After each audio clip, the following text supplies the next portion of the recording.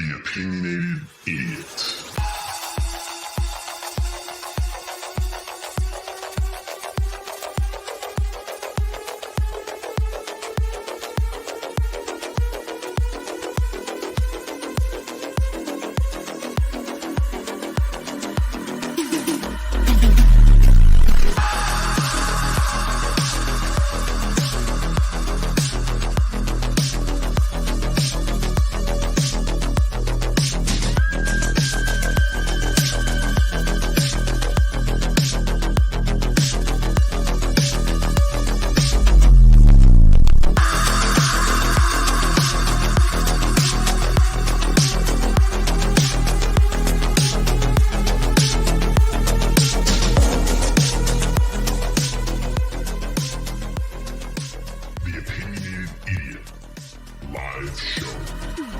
We're live. It's Saturday. It is April 8th, 2023. How's everybody doing on this special Saturday night here on the Opinionated Idiot YouTube channel? This is our live show, little pop-up show this evening because why not, right? Why not? What they say, some will come, some will go, some will stick around, some will not. But it's good. It's good. How's everybody doing this evening? Welcome back. I see the chat is filling up. Let's take a look and see who's here. Little Messy's in the house. Hello, how are you? George is here. We got Dr. Bob that says a special edition of Opie. What could be better? Mandy Joe is here. I have to say, Mandy Joe. Hello, Mandy. Thanks for the emails today. Appreciate it. Nice corresponding with you. Who else do we got? Hey, we got Mr. O'Brien is back in the house. Danielle is here. And MRG is here. It says, hello, all. Let's go. It's a happy Easter. Yes, happy Easter. If you celebrate Easter, like we say here in the Northeast, Easter tomorrow. Hope everybody gets their bunny eggs and, I don't know, chocolate, just more stuff to rot our brains and teeth, right? What could be better? Terry Dean's here. Hey, Terry, how are you? Well, like I said, welcome in. We'll do a live show tonight, hang out with you fine folks. So what do we have going on in the world? We got a lot of stuff going on. A lot of stuff going on in the world that's not cool. I'm going to pull up the story out from San Francisco first. Cash App founder Bob Lee is mortally wounded and collapses. Suspect still at large. I gotta be honest with you, I don't even think they have a fucking suspect. And what I've seen so far of this story and this video is pretty pathetic. Bob was stabbed in San Francisco. Seemed that he had tried to get some help, tried to flag a car down. The car would not stop. Car kept going. And unfortunately, Bob Lee passed away. And the thing that I look at it too is wallet wasn't taken, phone wasn't taken. Nothing stolen. Was this a hit? Could these possibly be a hit? But let's look at this article from TMZ. It says Cash App founder, fatal stabbing video shows mortally wounded Bob Lee collapse, suspect still at large. And I'll tell you, this is a hard video to watch. Extremely difficult video to watch. Some still shots here. It looks like Bob collapses and then actually gets back up on his feet. They have a little kind of a GIF file down here, or a GIF file, whatever you want to say. We'll play that in a second. So it says, dramatic new video shows shocking moments as Cash App founder Bob Lee collapses in front of San Francisco building and desperately tries to flag down a passing car while dialing 911 after being brutally stabbed. This is where we're at. This is where we're at, folks, in America right now. People are mortally wounded. They're letting you know that they have an issue. They're letting you know that they have help, need help, and no one stops. This is where we're at in America now. It's disgusting. It's disgusting. And this poor guy died. Says below, check out the surveillance footage obtained by Daily Mail depicting a badly injured Lee staggering up an apartment building early Tuesday morning before he dropped to the ground. Not another person was in sight. And this is that video here. It's just terrible to watch this. Heartbreaking.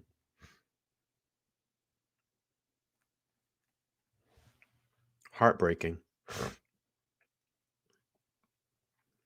Says at first Lee seemed motionless, as if on the brink of death, but then he got to his knees and he called police using a cell phone in his bloody hands.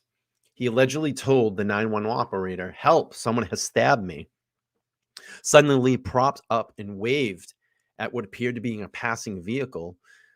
He then struggled to his feet and clutched the stab wound to his torso as he walked off, presumably to get help. In another part of the video, Lee approaches a car that had stopped in the intersection, although it's hard to see what happened next. Lee reportedly lifted his shirt, revealing his injuries to the driver as he begged for assistance. But the motorist impotently sped away, leaving Lee alone in the middle of an empty street. First responders arrived at the scene and provided medical treatment to Lee, who later died at a hospital. And like I said, it's strange. No robbery, no no no wallet taken, no keys, no credit cards, nothing. Could this be a hit? Could this have been a hit on Bob Lee? But this is the thing. This is where we're at. This is where we're at in America. No one fucking helps anybody anymore. It's disgusting. This man was clearly in trouble, and you can see in some of the videos that he, has blood on his hand. I mean, it's visibly that he has a mortal wound. And if anything, if the police find out the person that drove away from from Bob Lee, if they drove away and they are caught and questioned, they should be held responsible as well too, to not help him. Young guy, family man, had everything going for him. The unknown assailant fled and was still at large as this morning. At a press conference Wednesday, San Francisco police Bill Scott declined to give a motive or say the attack was random or targeted. And I'll tell you, San Francisco got a big problem, big crime problem out there. Big crime problem. Need to clean that up quick. The way that it's just strange. The way that our, and I know this is probably going to get a little political, and I may offend some people here today, and I might have some people that unsubscribe. But if you continue in that revisionist cycle of the people that you're voting in to protect you and protect the laws and defund the police and all this shit, and you allow people to openly shoot heroin out in the streets, and you got safe spaces for them to shoot heroin and drug addicts and all that stuff, maybe it's time to start thinking we change course. Maybe we try these people over here, because nothing's changing with these guys or ladies on this side. Maybe we try these guys or ladies on this side. Maybe. It's a thought, right? Cops reportedly recovered a kitchen knife with a 4-inch blade in the parking lot near the crime scene. Elon Musk and other high-profile tech execs were outraged by the murder, and some took to social media to air grievances to San Francisco officials over what they view as a rise in violent crime in the city. Lee, who was married with 2 children, as the creator of Cash App, a payment service in which people can transfer funds to each using mobile phones before his death, 43 years old, was the chief product officer of MobileCon, a cryptocurrency startup. Sad, completely sad. A smart guy, a brain now that we will lose forever. I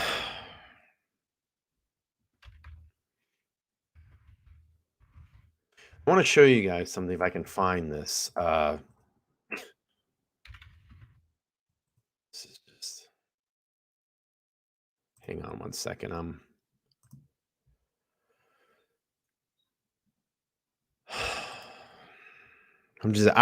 angry. I'm really angry by this. Hang on a second. I'm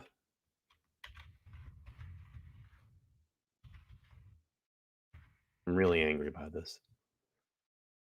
I want to show you something. If I can find her channel, and I just can't think of the name of it offhand right now. Um, hang on.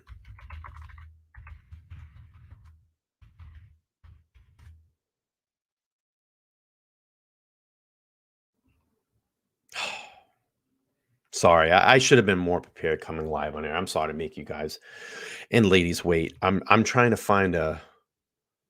Here we go. Let me see. I think I got it now. I want to show you. Let's see. I want to show you what's going on in San Francisco right now. The type of garbage that goes on out there. If I can find the video, just bear with me for a second. Something that I saw on this channel the other day. If I can find it, I think you'll be really mind blown as to what is going on out there. Let me see.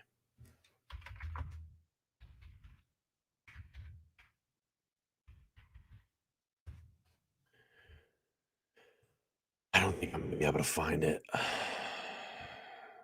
Oh, this might be it here. Let's see. Yeah. Let's take a look at what San Francisco looks like right now. I'm going to give you a first. Now, this video was 3 months ago. This is what's going on in San Francisco right now. And if you haven't checked out this channel, her name is Seb Says. And yeah, this is the reality of San Francisco. This is what they want going on out there.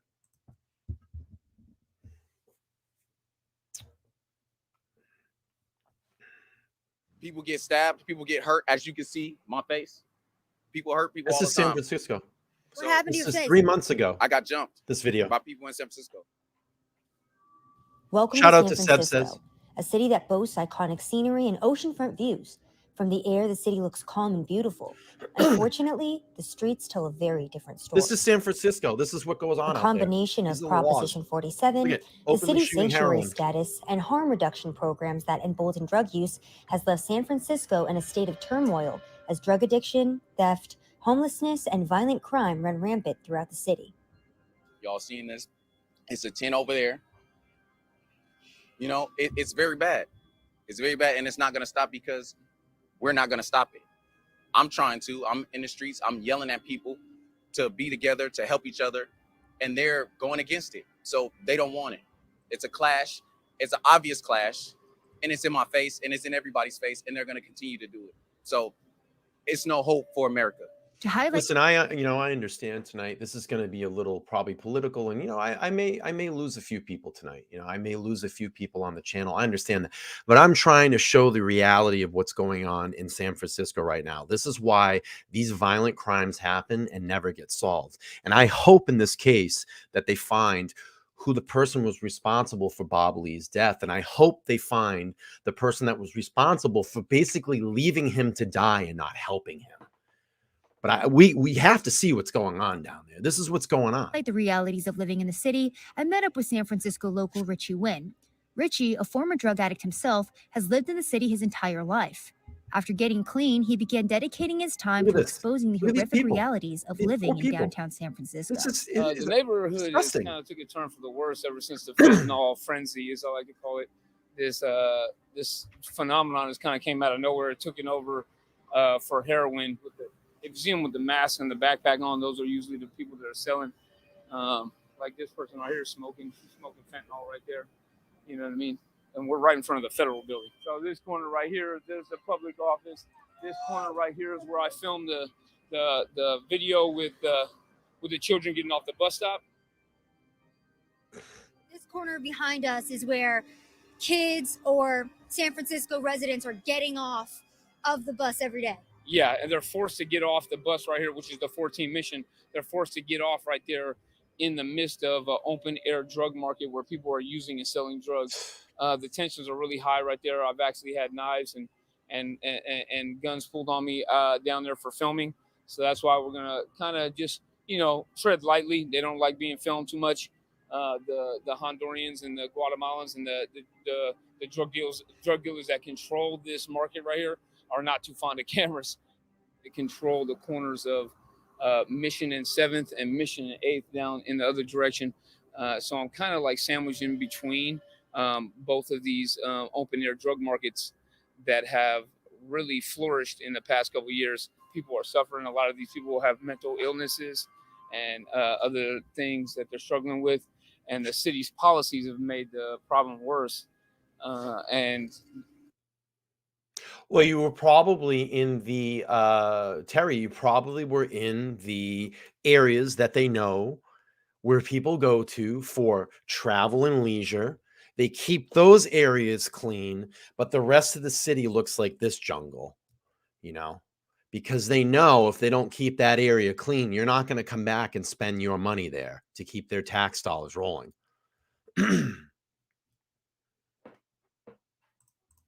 In my opinion, it's actually the issue is enabling some of the drug users down there as far as their stance on harm reduction. There was actually a harm reduction center around the corner from where Richie lives. To show viewers just how easy it is to get paraphernalia, Richie went in to see what kind of tools they would provide to a local drug user. I'm going to go right in here in the San Francisco harm reduction site, and I'm going to see places like what kind of paraphernalia they're giving out today. If you don't call this enabling, then what do you call it? So I got so much stuff. I mean, literally, they gave me a whole box of syringes. Unbelievable. A whole box of syringes. Those are a whole box of syringes. I mean, literally for free, right? This is all on taxpayer dollars in these non-discrete black bags. You can't even get a plastic straw in San Francisco, let alone they're just giving away as many needles as you want. You just said you can't get a plastic. You can't. It's a crime for you to use a plastic straw in San Francisco, but you can go and get all the heroin paraphernalia and drug paraphernalia that you want. Unbelievable. Narcans. I have these sanitary cookers.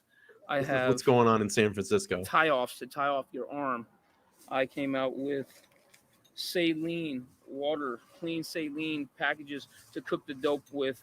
These are to hold. Now, if you don't understand the revisionist cycle of what's going on here, this is feeding the problem. You're just allowing people to walk in and keep getting clean utensils to keep shooting drugs. That's not going to help. Little tie-offs are to hold these like this. You twist it around there so you don't burn your hand while you're cooking the dope. I got. And anybody can just come into this place and grab these bags full of equipment. For free. I asked them what this was for. This is a new one that they're giving out, these chopsticks, and they said it was a pusher for a glass pipe, so you could. This is not how you help people, more, right? So they also instructed you on how to use these different types. California tax dollars that's paying this. Small actually, all of our taxes, federal. Right? Federal. They're literally giving you small pieces of tinfoil to smoke dope off of this straw like this. They even give you vitamin C, which is new to me. I guess it's supposed to help you melt the dope down, the fentanyl and the heroin. It's supposed to help you melt that stuff down. At the end there, after I got all this stuff, all this paraphernalia that they're basically giving away for free, the most alarming thing was I asked where I could go to get some help. They won't help you. What program they won't help you right now to get clean and off the streets? And they had no idea. Yeah. City officials and local journalists oftentimes claim that these programs are beneficial to the community and reduce the spread of HIV. However, I wanted to speak with former drug users who have experience overcoming addiction and ask their thoughts on harm reduction programs. I couldn't be clean like how it is right now. Because see, these addicts here, they kind of enable them. They call themselves helping them, but they enable them. They give them rooms, they give them dope, they give them syringes, they give them all kinds. No, and again, I'm not saying that Bob Lee's death was drug related, but I'm just giving a sense of what's going on in the area down there in San Francisco and how lawless it is that they allow stuff like this to go on, that they allow to keep feeding the problem, feeding the crime. And this is why, innocent people die. That's why innocent people die. And I'm not saying that all drug addicts are bad. Believe me, I've dealt with it in my family. Okay. I'm not saying that. But when you continue to feed the monster, this is why shit spins out of control and people get hurt and they die. And people that keep getting drug, this the system, the cycle of drugs fed into the system. It doesn't help the problem. Kind of stuff, right? They can go up there to Lincoln City, Oh, sit down Christine, and get high. What would I your message understand then this be is to the San everywhere, Francisco but I'm government that saying he's this does kind of not funding a help. lot of these harm reduction programs? What would your It message doesn't then help. That they doing a lot more harm than they is helping them with the harm reduction approach. Because see, like what he say, what we doing, we have programs which is completely abstinent. That's to probably based. warm the dope. But this particular program right here on the corner, it's a collaborative with the Department of Public Health, the adult program. The bigger picture that I'm trying to get everybody to look at, if you have an area like this that you can go in and just keep getting needles, and like they just showed you the whole care pack, it's a care package. They won't give them food, but they'll give them drugs, paraphernalia to shoot up. How does that help? How does that stop the cycle? You're enabling. You're saying, here's your kit. Go shoot up. Go shoot out up on the street. Go shoot up in the park. It doesn't help. It doesn't help. And the Department of Public Health, they pro harm reduction. But we told them, we got real caught up with them and say, look, we ain't really doing that harm reduction shit. Shit don't work. You know what I mean? Look at the streets now. The kids. I didn't know that here in the Tenderloin, they got more kids in the Tenderloin than anywhere in any other part of San Francisco. Look at these kids walking off to school. Everything is kids. And isn't this one of the worst areas too? This is the worst area, man. They got to come around. They got to step over addicts, play around syringes. The government doesn't print its How own does money. they save money? It comes from taxpayers, right? Explain to me how this saves money. This is a great your system. tax dollars. Drug addicts, if you say to a drug addict, I'm going to give you money and a place daily, to stay where on you a can daily shoot dope all you basis. want, that's How what they're does that going to help do. the That's what we know. problem? We're in pain. The question isn't why the drugs, it's why the pain. That should be the question we're asking. Now, if you look at these policies, they're not designed to address the problem. They're designed to mitigate it and manage it in a way that looks better than sending everybody to CDC. It's an attempt to manage a problematic population and accrue a lot of wealth. There's a ton of money being made on this dysfunction. Yeah. The city of San Francisco has spent over $1 billion on homelessness for the fiscal year of 2021 to 2022. However, the funding has only served to grow the homeless population that has navigated to the city, promising free housing and paraphernalia. Back in 2016, the homeless population was a little over 12,000. However, since the COVID pandemic and the city's decision to use hotels to house homeless individuals, that number has since risen to almost 20,000, meaning the city is spending around $57,000 per homeless person per year. Richie took us to one of the local hotels. We keep feeding drugs. Where funding for these types of programs has run out, and the homeless are now being kicked back out onto the streets. This entire hotel was basically housing homeless people with substance abuse problem, and now it's basically being shut down by the city. It was a thriving hotel at one point, and then they basically shut it down to basically house homeless people during the pandemic. And they gave these people these hotel rooms and no treatment, right? You gave them a place to stay, but with no drug treatment. So now they didn't get better. Now they're just getting kicked back out on the street. Yeah. And you can see these people's stuff out here. They're freaking out so much about us filming this right now because they're trying to keep it hush-hush, right? The mayor's office trying to keep it hush-hush. The San Francisco Board of Supervisors is trying to keep it hush-hush, that they made a big mistake. They made a big mistake by inviting more homeless people into the city, and now the funding has ran out, and they have nowhere to put these people. So you're kicking them back out on the street with no substance abuse treatment. There's no treatment. And basically, they are not equipped with the facilities within their own personal mental fortitude to take care of themselves or get clean and sober off of drugs. This hotel right here in particular, this hotel in particular was where they put a lot of the unhoused individuals, a good hotel right here. And what happened is exactly what I said earlier, is when the funding ran out, it basically pushed these people onto the streets. But not only was that the problem, it also became a choke point for the dealers to wait for some of these mentally ill people and some of these people that are struggling with substance abuse problems. They gave them a spot to basically poach on them, if you will.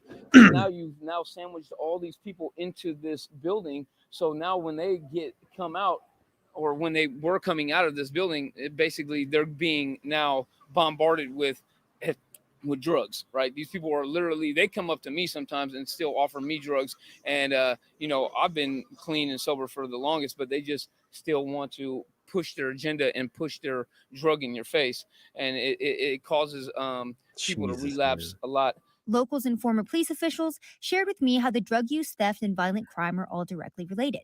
Proposition 47, for example, reclassified theft and drug possession from felonies to misdemeanors and also increased the dollar amount. That's the problem too, is that all of these lawmakers downgrade all of the crimes. So it's just a slap on the wrist. You're back out on the street. You're going to do drugs again. You're going to get into crime. It's just a complete cycle that just keeps going back in and in and in and in and out.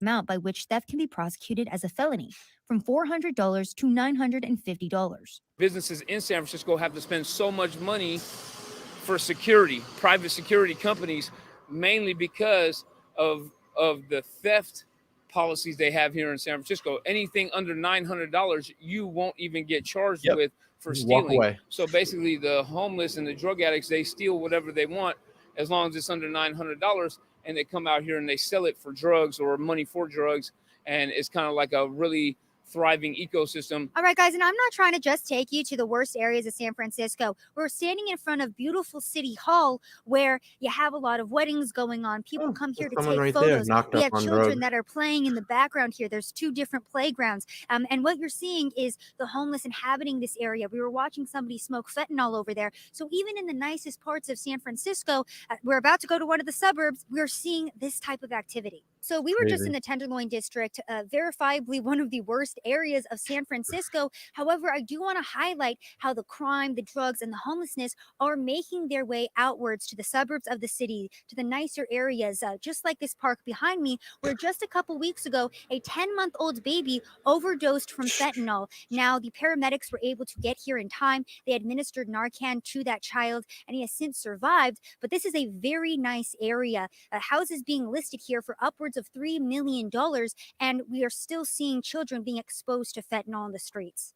While many think the issues of drug abuse and homelessness are mostly consolidated to the downtown area of the city, horror stories like this one are starting to become more and more common. As a former user himself, I wanted to ask Richie his take on what the city could do to actually solve its drug problem. First and foremost, they have to enforce the drug laws that are on the books. They need to arrest the dealers for selling. They need to amp that up. They need to arrest individuals for having paraphernalia and for having even minor possession of a controlled substance. They need to give these individuals, at least the addicts, a 90-day flash in jail so they can get a clear mind and be able to make a concise decision and a well-thought decision about getting into rehab. And for the ones that don't want the help and that will buck at going to rehab, they may need to be forced into some type of treatment, like a mental health sweep team that come through and maybe look for people that are in a moment of psychosis, that are having suicidal ideation, and be able to get those guys into some type of rehabilitation facility where they can, force them to take their medication, because in jail they can't force you to take your medication. I think they might want to rethink some of the sanctuary laws, because a lot of these individuals out here selling drugs are undocumented, and they need to maybe start some type of approach to where if the individual is a repeat offender, then maybe they need to stay away, if not from the country, from San Francisco in a whole. It's really hard to even imagine them getting a handle on this situation. I would think that they would probably have to call in the National Guard, set up medical tents, get some of these people hooked up to IVs, get them fluid, get them some serious help, because a lot of these people are just out here dying, and it's a slow, painful death, and there's no harm reduction in that. So I just wanted to give a little bit of an idea of what is going on out in San Francisco. All right, let's pull up this story again. I get another article here from the New York Post. It says bystander ignored dying Cash App founder Bob Lee as he begged for help. Tragic video shows dying Cash App founder Bob Lee was ignored by bystanders as he begged for help after being stabbed in San Francisco early on Tuesday. Before succumbing to his injuries, the 43-year-old chief product officer, Mobile Khan, walked up to a parked car that had hazards flashing on and tried to get help, according to surveillance footage obtained by San Francisco standards. Footage showed Lee lifting his shirt to show the driver his 2 stab wounds, but collapsed to the ground after the car drove off. After being stranded by the driver, Lee staggered over to a nearby apartment building, only collapsed as the front door CCTV footage shared by Daily Mail showed. Unfortunately, the front desk was unmanned and the lobby emptied when the dying father slumped to the ground. The heavily bleeding tech giant struggled to crawl onto his hands and knees, where he fumbled his phone until the headlights of a passing car rushed in front of the building. Lee's raised his arm in his attempt to flag down the car and jump back onto his feet, but the driver sped away. Lee, drenched in blood and pale face, walks out of the frame, leaving drops of blood on the pavement. Lee called 911 at 2:34 a.m.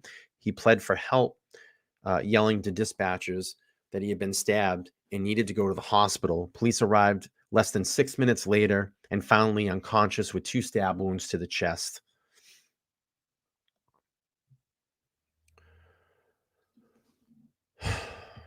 He was rushed to San Francisco General Hospital where he died. Police had not announced any arrest or names of suspects in the stabbing as of Thursday morning.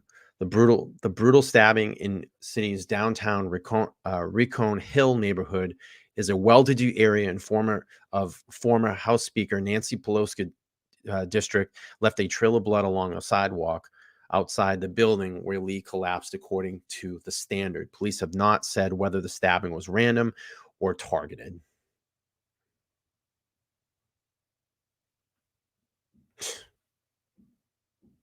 Unreal. During a police commission meeting Wednesday, San Francisco Police Chief Bill Scott said he had nothing to share yet. We don't want to premature and definitively, we don't have to speculate. So we're going to be thoughtful about following the evidence, and we put out as soon as we can, Scott said. Lee, who was a father of 2, had a long-time Bay Area resident, had recently moved back to Miami.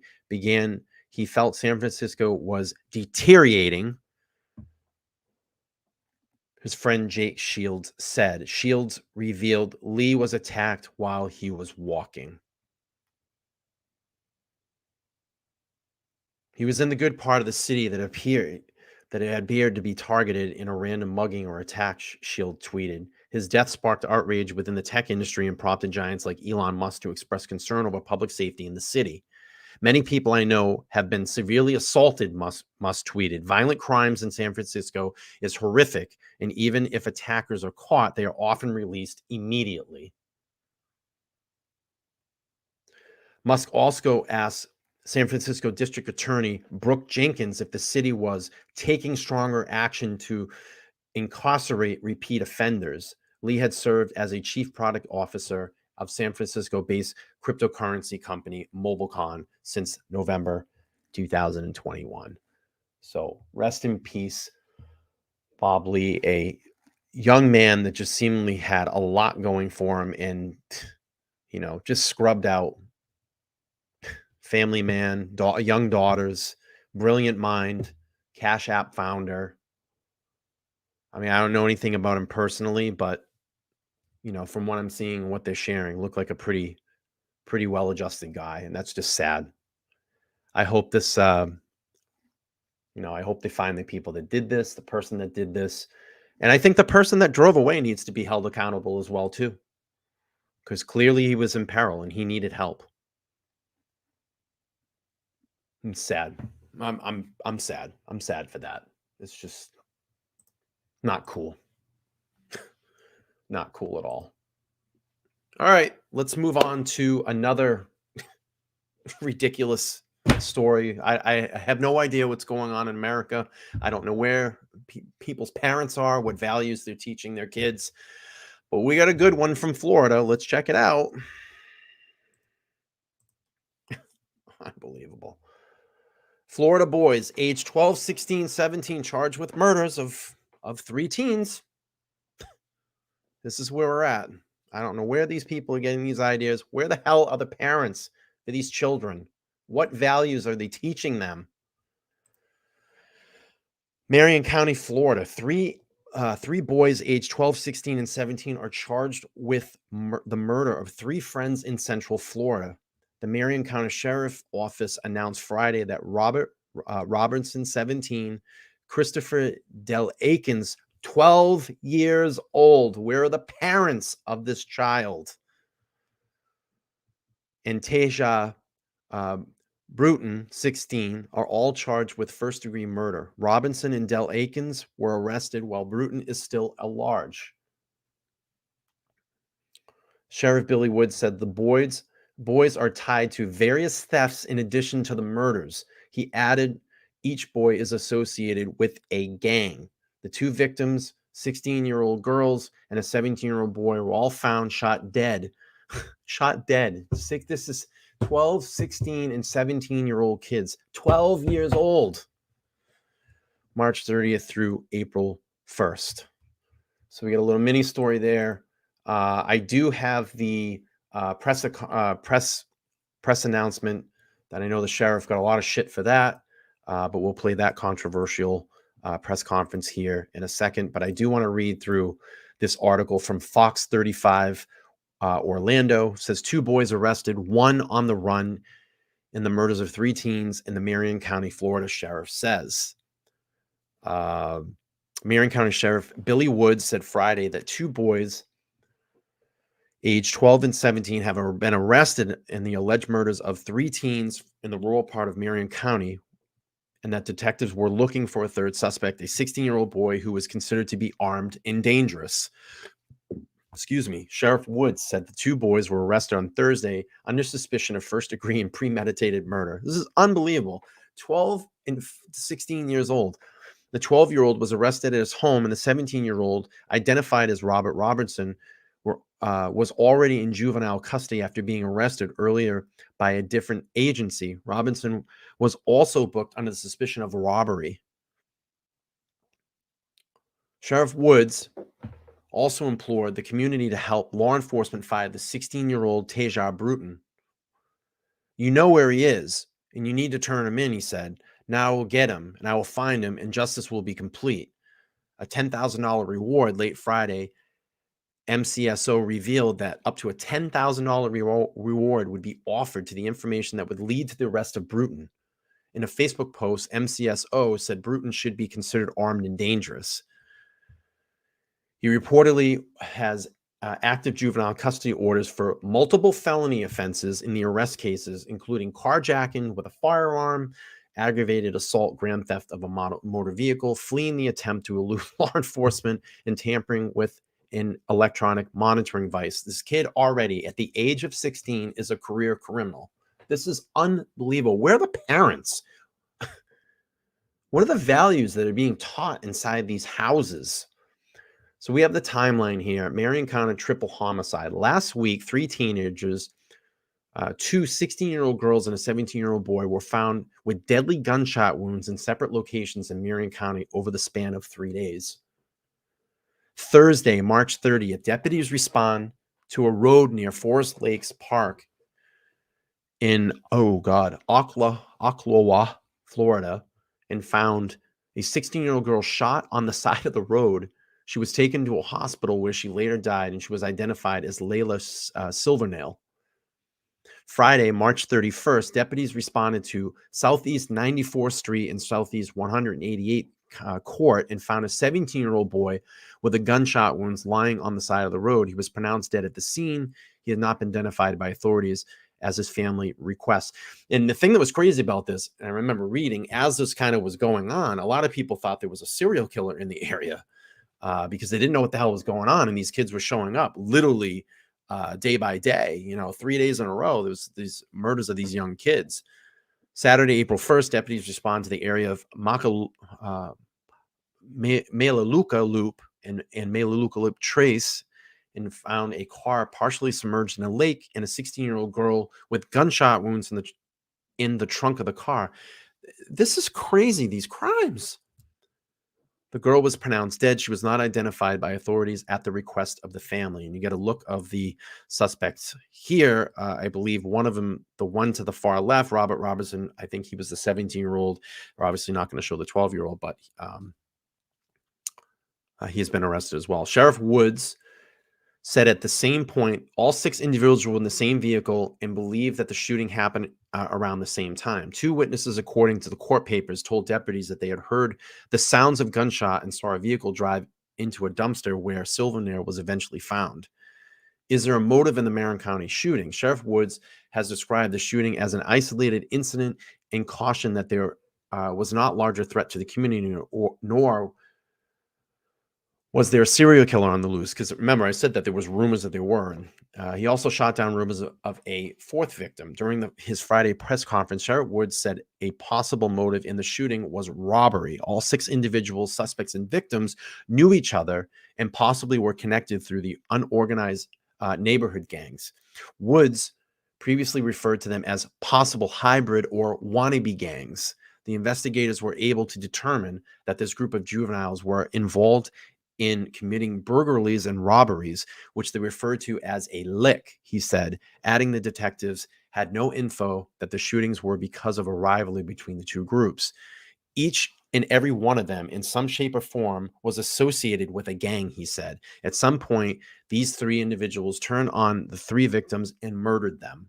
They fled the scene and left a lot of evidence in their wake, Sheriff Woods said.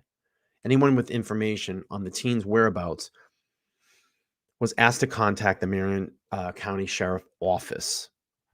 So that's from Fox 35 News. And what we're going to do now is play through that arrest press conference. And let me pull that up here. And we're going to play through this. First of all, I appreciate everybody being here. And we're here for two reasons. Because of a very extremely tragic incident that has occurred. But on the other side of the coin, a conclusion to that tragedy. Mandy. As all of you are well aware, last Thursday, March 30th, we received a call near Forest Lakes Park, where our first victim, Layla Silvernail, was located suffering from a gunshot wound. She would later succumb to her injuries. The following morning, we responded to a location about a half a mile away and located a second victim deceased on the side of the road from an apparent gunshot wound. Then on Saturday, April 1st, my deputies located Layla's car abandoned and partially submerged in a pond about 9 miles from the location where she was found. My investigators located the 3rd victim inside of the car. And I'll go ahead and tell you, because you've been asking me for specific details. She was located in the trunk. Now, I want to clear up before we get into those details. Based on the interviews, digital evidence from her phone, she was there of her own free will. Now, I'm going to start off by thanking all of the entities.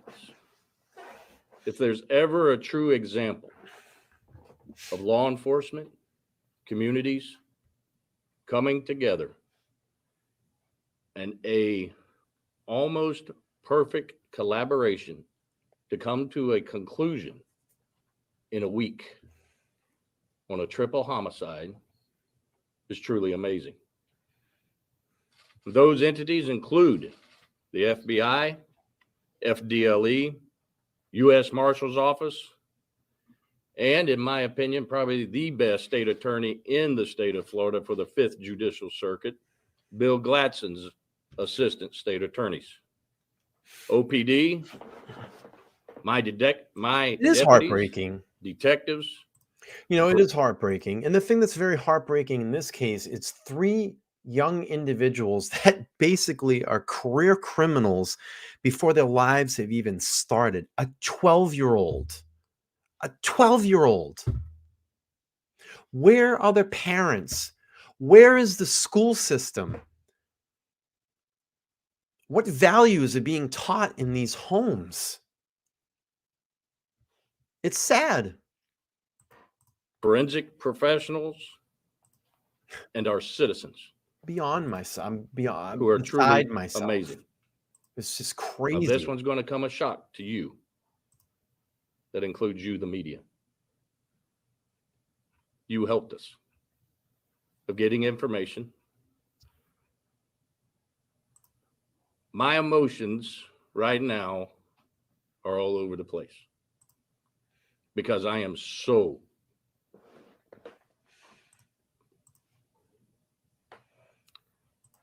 proud of my guys and girls.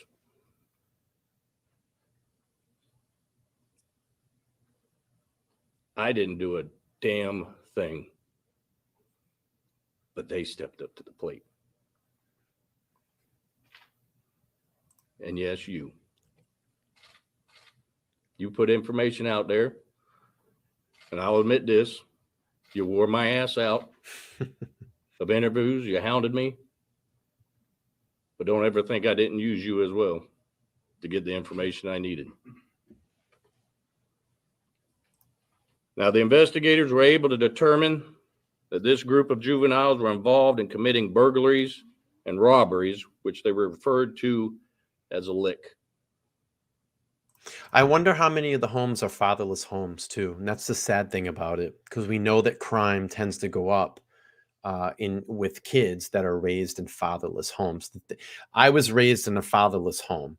My mom, after my mom and dad split when I was about 6 years old, my mom took on that role as protector and father. So she did double duty, and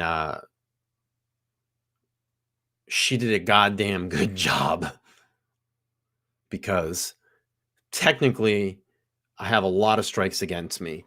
I have the alcohol addicted father, the drug addicted father, being around crime, being around violence towards women, myself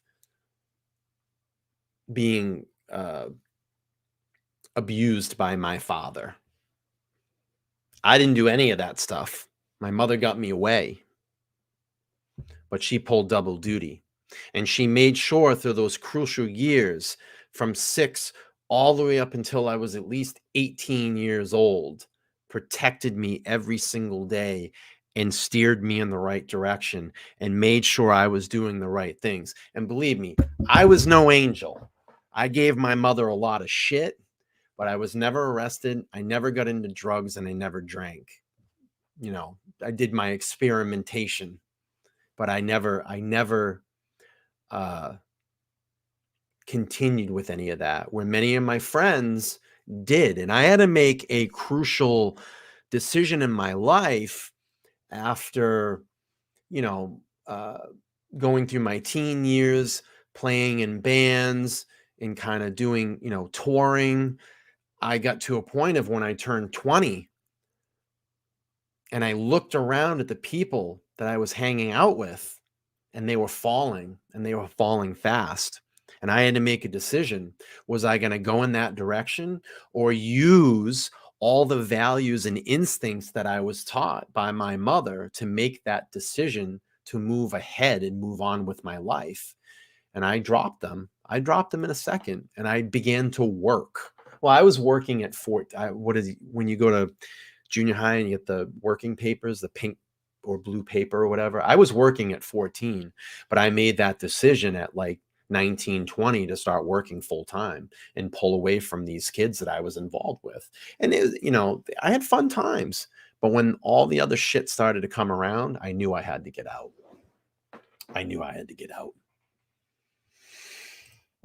I'm a statistic. I am a statistic that I should be an alcoholic, a drug addict, a violent felon. I should be in jail. And it probably would have happened if I went with my father. It definitely would have happened. My mother pulled double duty.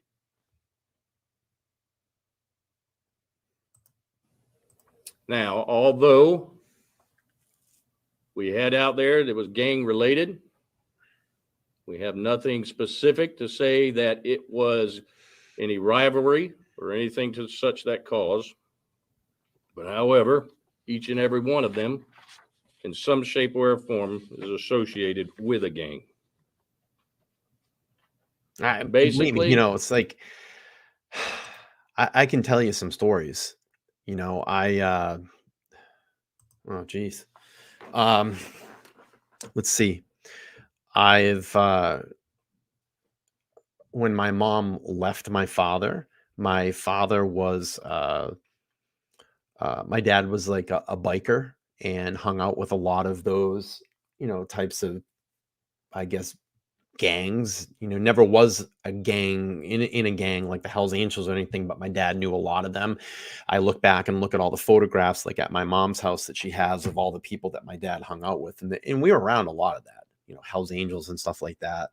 And not that any of those people are bad, because they have helped us in a lot of times back in those early 80 years when we were when we needed stuff and needed help. So I won't ever down any of those people. My father to this day and my mom to this day still knows, you know, of them, but doesn't hang out with any of them. But when we left, my mom, I've been through a lot of weird experiences, things that I should not have experienced when I was a kid.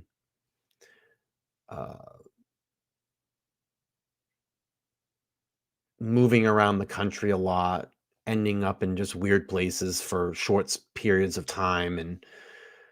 But my mom was always good about getting back and making sure that I was in school.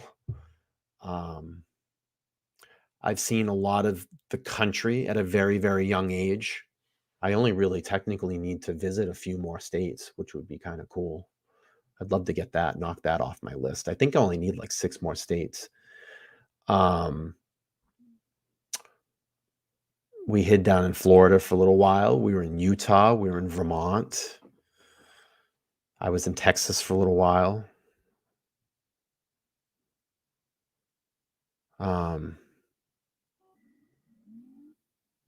It was strange. I had a strange childhood. I've been through a lot. It's crazy to think.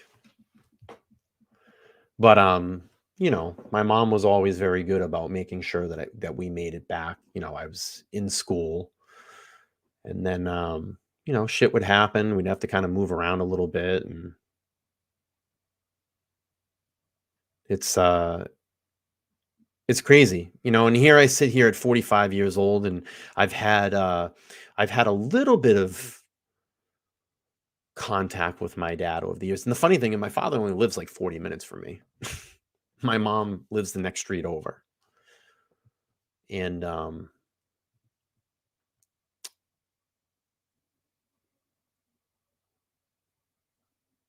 I think the biggest thing that I struggle with in my life, and I'm sorry, I'm going off on a tangent here.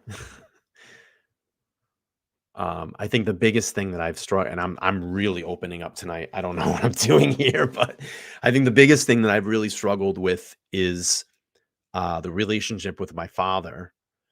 And I think it's wow, I'm really opening up tonight. This will have to turn into a private stream after. But I think the biggest thing that I have, I think the biggest thing that I struggle with it is I need to hear why, and I need to hear I'm sorry, but I don't think I'll ever get that. And the funny thing is, I was just talking about this with a colleague at my work the other day, and he you know, he went into, you need to forgive him first. So I've always thought about, just like, literally over the past couple of weeks, this has been bugging me. I literally have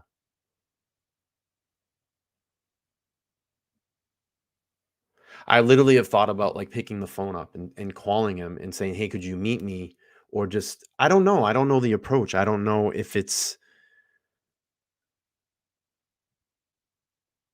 I should yell, if I should be mad, because we've never had that talk. Like, yeah, I've spent time with him over the years, you know, maybe a day or two, or, you know, a couple of years go by, and we might see each other for a day or two. When my brother passed away, we spent some time together, but I have never had that talk.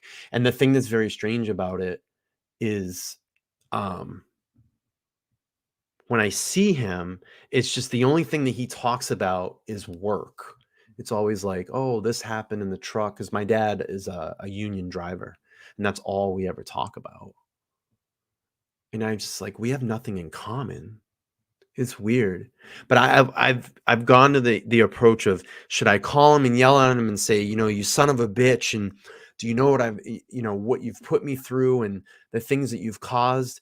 Or it could be the, hey, I forgive you approach. And the thing is, I want to know everything about him. I want to know everything about his life. He's never told me anything about his life. I want to know about when he met my mother and what those years were like, and his struggle with drugs and alcohol. And I want to hear about all the things that the bad stuff. I want to hear the bad stuff, and I want to hear the good stuff. And the thing that's really strange too is that I do remember good things about him, that when my parents were together, I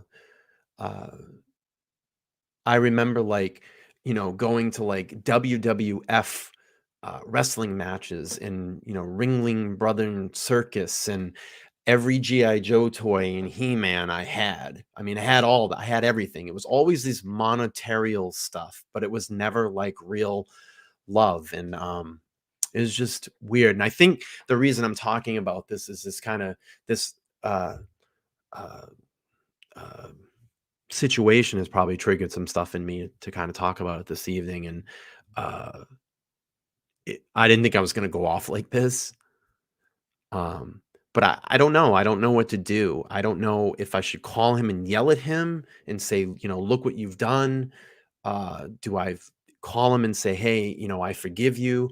Or do I call and see him and say, I am sorry for not being the son and living up to your expectation? I don't know. I don't know what the approach should be.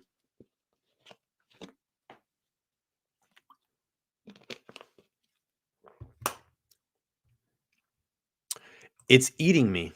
It eats at me every single day. I don't think we do have anything in common. And then the thing that's sad is that all we have, all we have is I don't want to get a call that my dad is dead, because the way that I look at it is that he missed out on me. I didn't miss out on him.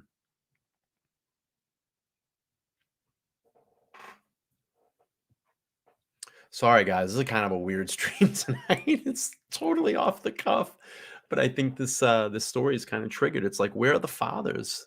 Where are the parents? Boy, wow, it's crazy.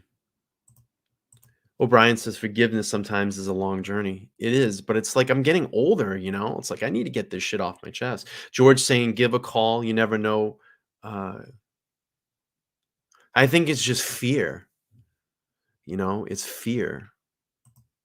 Manny says, do what you want. Let him have it. You deserve it. The hardest part is to understand is why you didn't try to be there for me. What is most important to me? All kids want is time. Maybe he can tell you why he made mistakes. That brings understanding and forgiveness.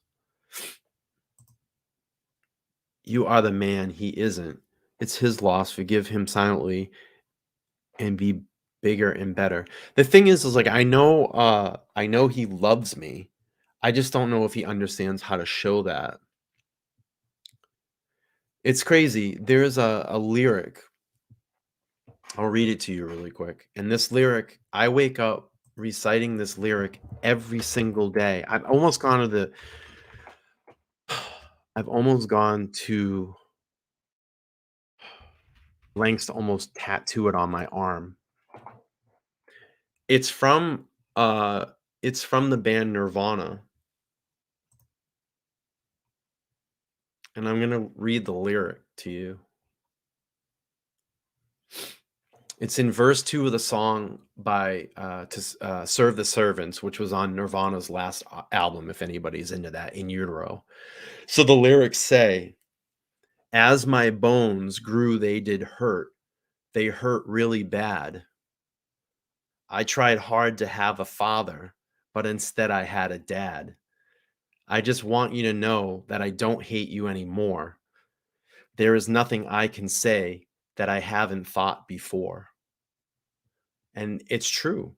A father and a dad is two completely different people. I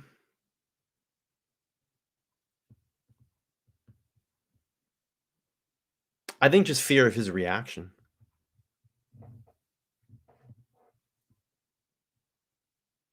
It's not a bad idea.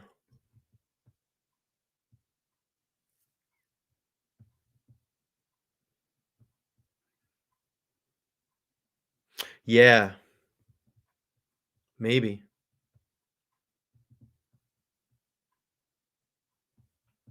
Anyway, let's move on with this story. I'm sorry, guys. This kind of went off into a weird tangent, but let's keep playing through this pressy. Simple terms, there is no honor crying. I among thieves. And at some point, wow, I really opened these up three to you guys. individuals turned on our three victims and murdered them. Two of them right there. They fled the scenes, but left a lot of evidence in their wake. Thank you, sir. Appreciate the cooperation of the agencies that I previously mentioned in my office. We were I don't able even think I just don't even I don't even think he would know what to say.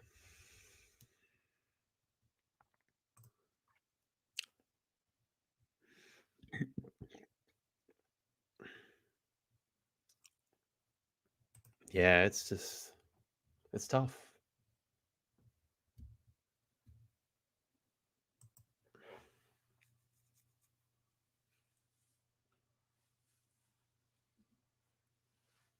All right, let's keep playing through this. to begin compiling all of the evidence and finding these killers. Now, we were shocked and saddened by the violence, as all of my citizens, because we are shocked not only are the victims juveniles, but the murderers are juveniles as well.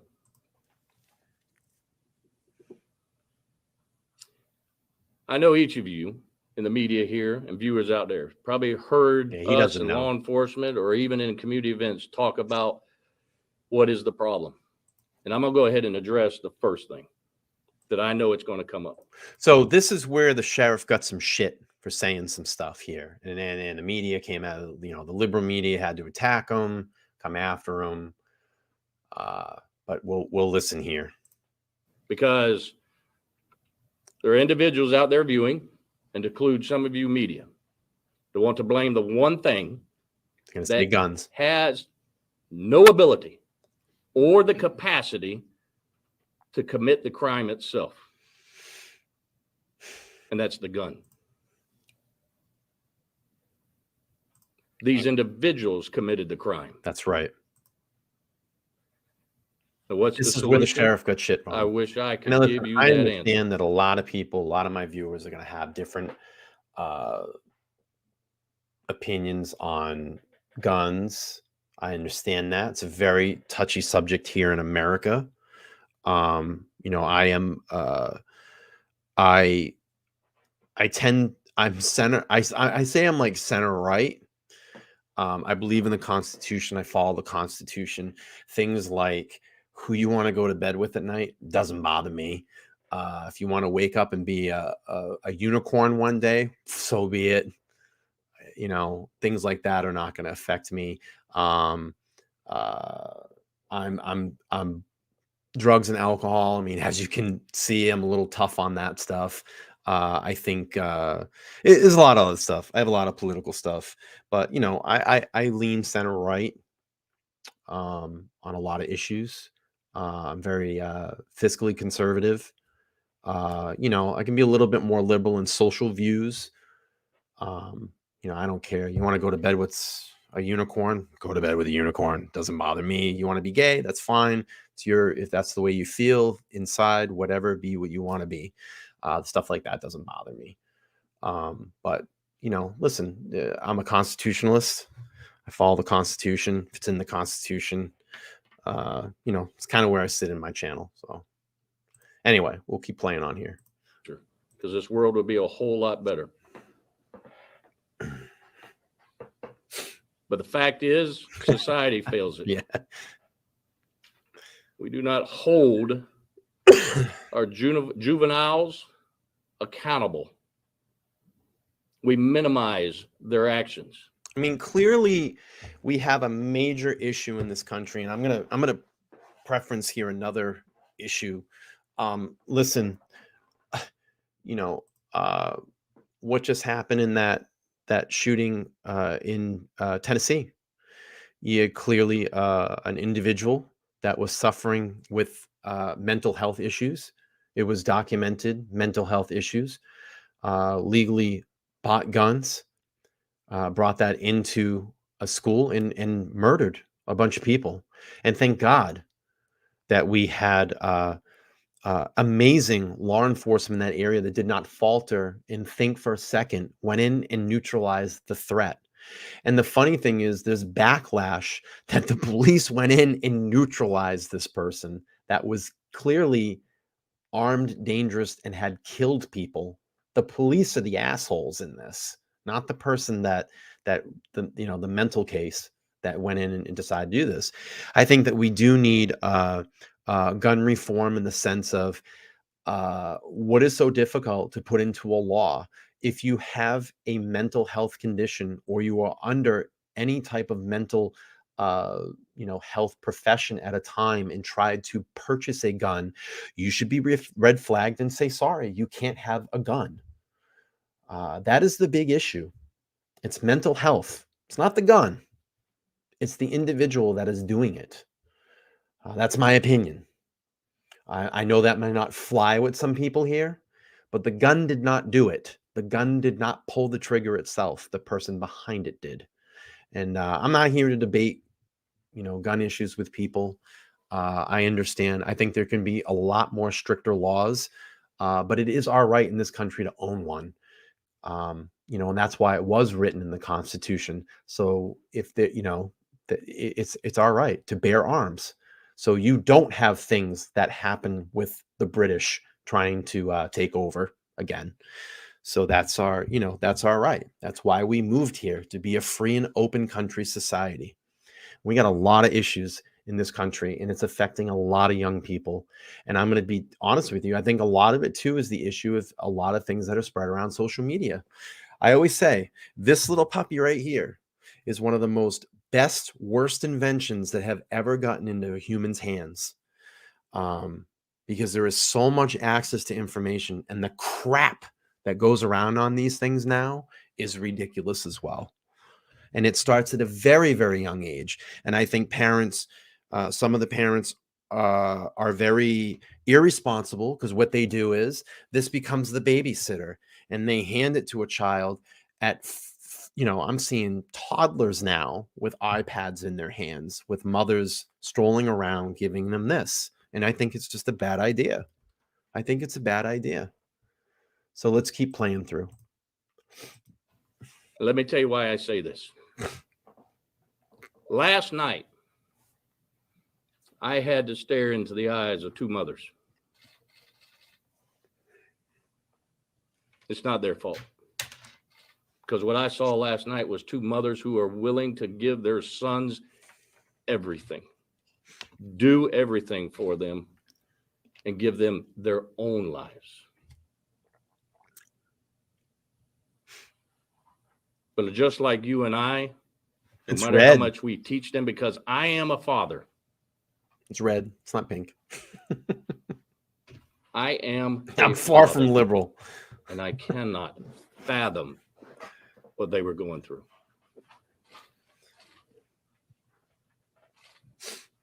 Yeah. These mothers and mothers across this nation need all of your help.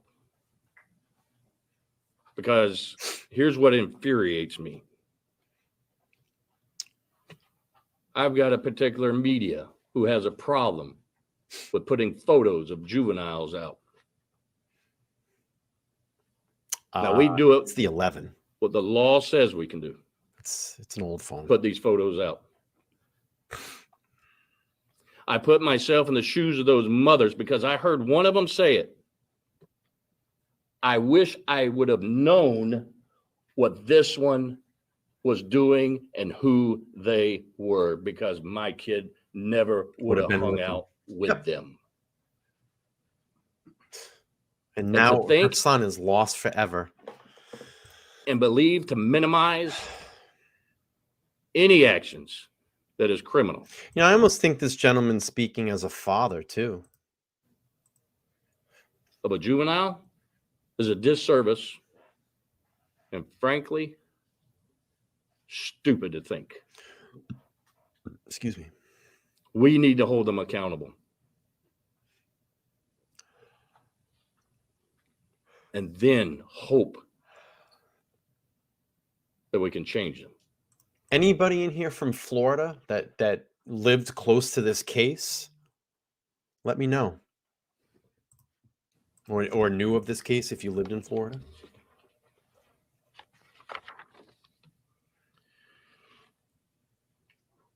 I'm not going to be able to give you everything because there is a third suspect that we were unable to locate last night. But however, you will receive, you may already have it, the probable cause affidavit that tells you the details of the events that occurred. I will tell you this. I already told you of the witness hearing the gunshots. That is when all three were killed. The suspects were in the vehicle.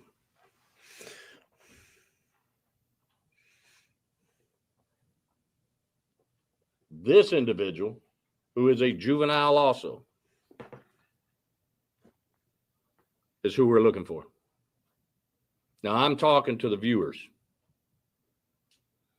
Some of you know him, you know where he is, and you need to turn him in. Now, I will get him. I will find him, and justice will be completed.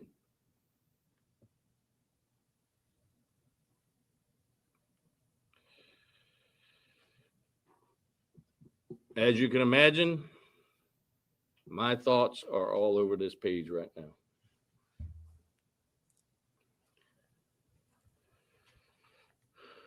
Fighting these type of crimes requires all of us to come together as a community. And Marion County stepped up to the plate.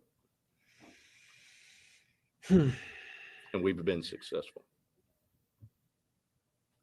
Now, I know I've forgotten something and I'm missing something. That's right. So Andy Joe, you're so dead on. Any type of motive given? Mentioned it. Robbery. Robbery. Sheriff Wood, Go to her first. I want to clarify. I know you said the suspects were in the vehicles. Are you saying all 6 were in there at one time? Yes, ma'am. And so Marion County, Firefly, Central Florida. That's correct. In the commission of a robbery of the 3 victims? Not going to get into too many more of those details because of the third suspect being out. Sheriff Wood, Ted Williams with Fox News. Did the suspects and the 3 dead teens, have you been able to determine how long they've known each other? Not entirely Short time. Sheriff, you mentioned the gun. Do we know how the suspect got a hold of the weapon? Car burglaries. Yeah. Ain't that right? All the gun laws we got in place didn't prevent it, did it? Ooh, he's hot. Neither will any new ones. Because here's the fact. The bad guy is going to get a gun no matter what law Yep. you have put in place. 100% correct. These juveniles shouldn't even possess a handgun. But they did. And I'll go back to you. Add your question. A simple burglary, as some people will say, but I don't consider anything simple when it comes to a burglary. If the law allows me, I'll plaster their face up on this page, up on my page, up on media. I will hand it out if the law allows me, because parents have the right to know who their kids are hanging out with and preventing this. Yep, I agree. What did the suspect's parents say when you spoke with them about their arrest? I personally didn't speak to them about the arrest. It was immediately after the interviews in which I talked to the mother. I think it depends on the state, Mama. But really, they don't have a whole lot to say. If you're a parent, put yourself in their shoes. Different in every state, I believe. Holy hell. State issue. Panic. I'm scared to death as a parent. Embarrassed. Ashamed. Hey, good morning. Hey, have good you tried morning. putting butter in your coffee? Yeah. Coffee is one of the healthiest. What do you think they're going to say? Sheriff Woods, do you know if these three juveniles will be tried as adults? All right. State Attorney's Office is reviewing that right now. Okay. So I don't want to say yes and then it turn around no, then you'll end up calling me a liar at some point. So This guy's awesome.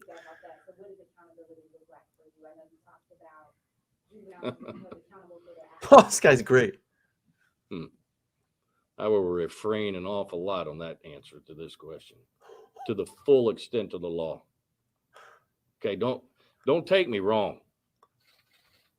I might be hard on people, but I also have a heart. And I've already told you, I am a father. But here's the one thing my boys know. Growing up, the freaking barber had my permission to whip their asses. And not only that, when this stuff came up on TV, I pointed them. I said, you don't have to worry about the law coming after you. Full extent. Because they took a life. Are y'all comprehending that? Right. Media doesn't. They took a life without thought. Right. With disregard. They deserve the full extent of the law. I like this guy. Liar.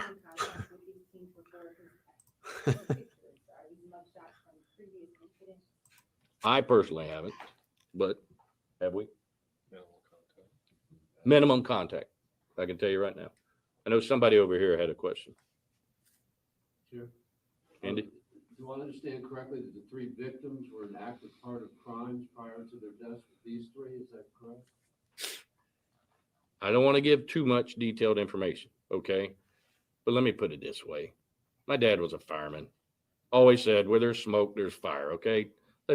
Folks, don't ask dumbass questions. And Andy, I apologize. But really? Do I have to spell it out to you? What do you think they were doing? They're associated with a gang. And I've told some of y'all in interviews, gangs don't go to church on Sunday and then preach the gospel for the next 6 days. They're gangs because they commit crimes. A lot of this comes, as Pamela says, unless all the parents work hard to raise good kids, we're all doomed. It's to be that way, not just so, it used to be that way, not so much today. A lot of the problem is that a lot of families have fatherless families. That's the problem. If there's not a male figure in that home, the statistics that young child would get in trouble with committing a crime or anything like that is very high. That's the problem.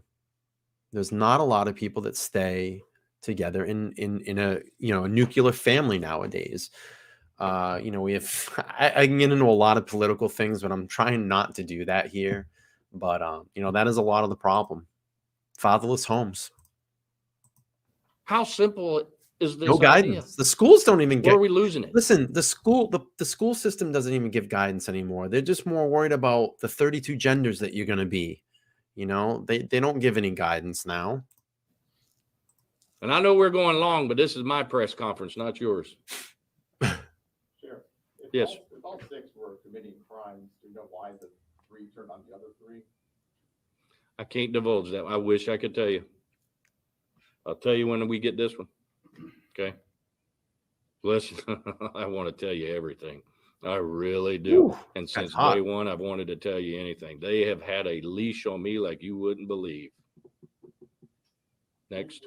It's going to be something Somebody stupid. new. Do we know the timeline of the 3 victims in terms of how they were shot? Was it all at once? And then Yeah, you're right, Chosen. We're very, very soft. Hold back.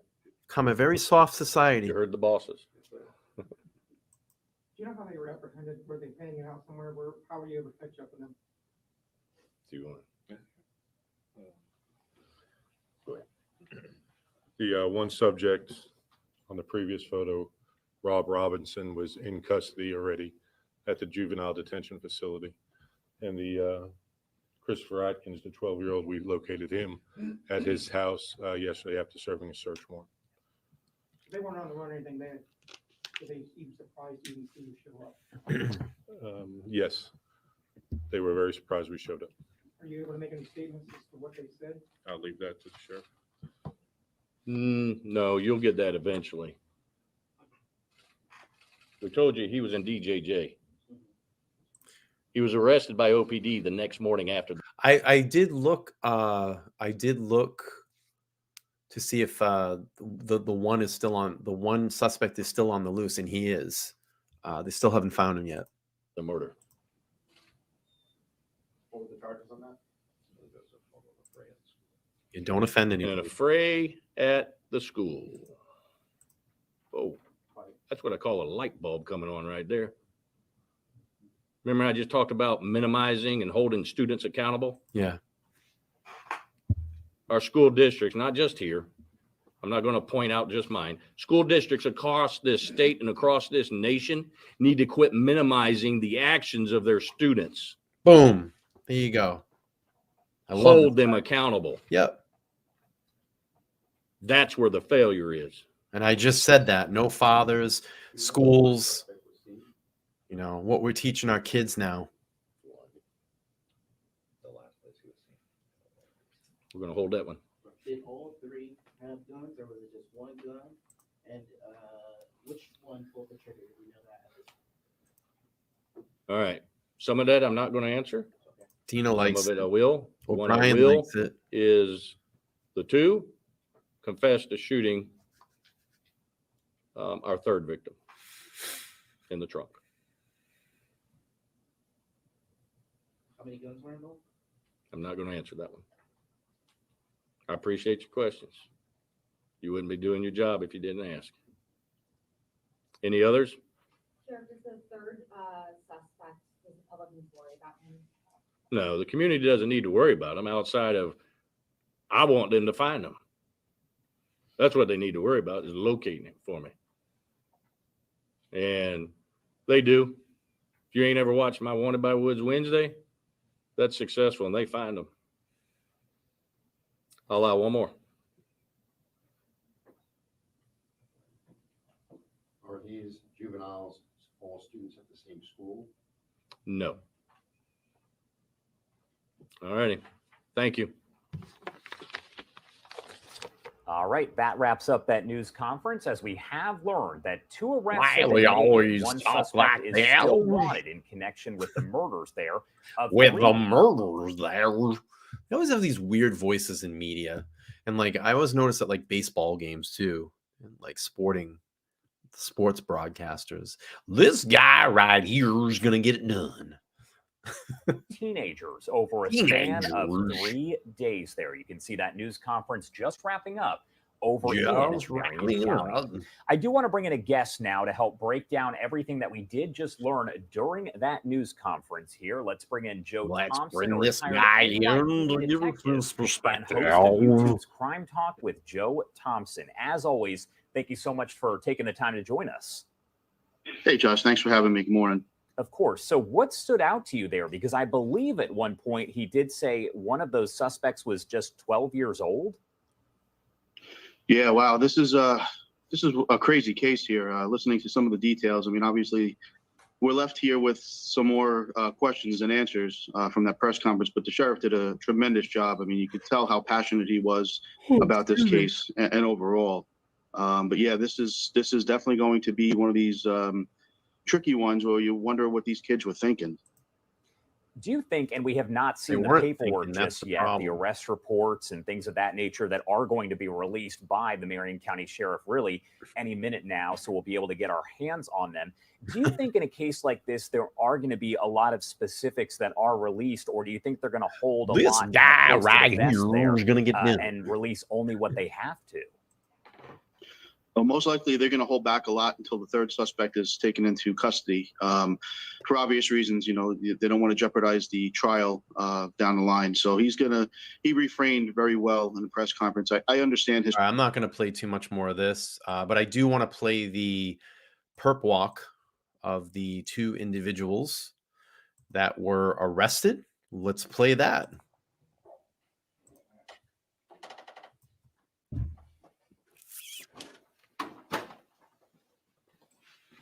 This is the 12-year-old.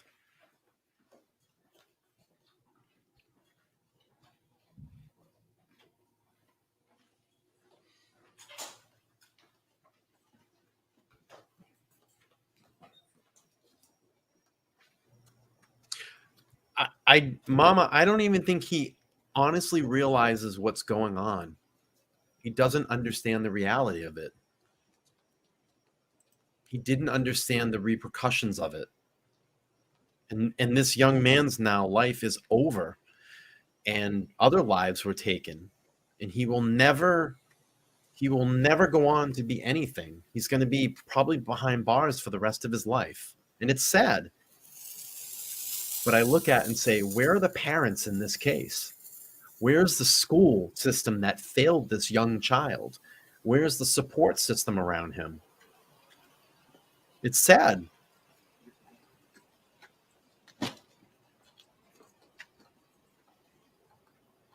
It's heartbreaking.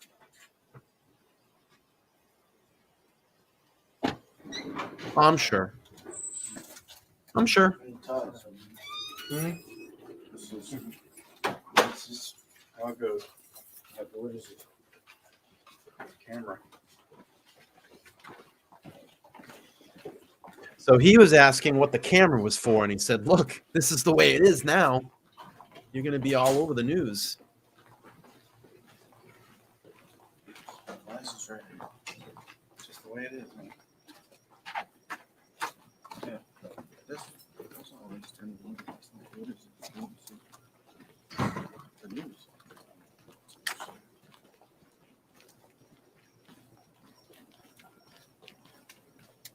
Another one. Young man's lives are, that's it. It's ruined. Losing shit.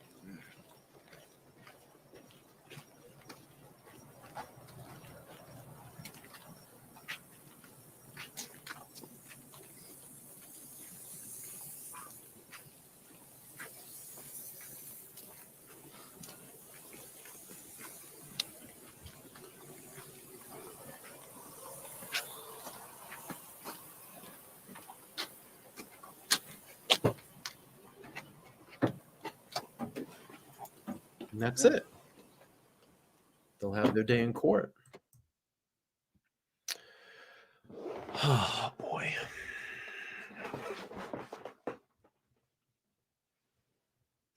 All right, let's pull up. I'm going to play reactions to Sheriff Woods on either side of the aisle. So I'm going to give you a Republican view of what he said and a liberal view. Let's pull up this one first. We'll get through this commercial. And there's no place like on Wakefield Cuomo to make the morning on News chaos Nation, or liberal organized News chaos. Nation. Play this. Safely. And I get the arguments on both sides. Juveniles aren't adults. You don't want to ruin them for the rest of their lives. But I get the social impact of having a sense of accountability. I get the arguments. I want to get a little bit more into the complexity of it. Because the odds are, if you talk to the mothers who are dealing with the worst thing in the world, which is losing a child, they wind up being very quick advocates for making sure that it can never happen to anybody else. And as we know, crime is complicated. And why this happened is complicated. But we also know that we do very little to stop it in any way. And I mean that as a gun owner, across the board, how we educate the kid, how we deal with consequences for kids, how we deal with opportunities for kids, how we deal with avenues to dignity for kids, and how we deal with how our society addresses how people store their weapons, how easily you can get them, where illegal firearms come from, how they're sold.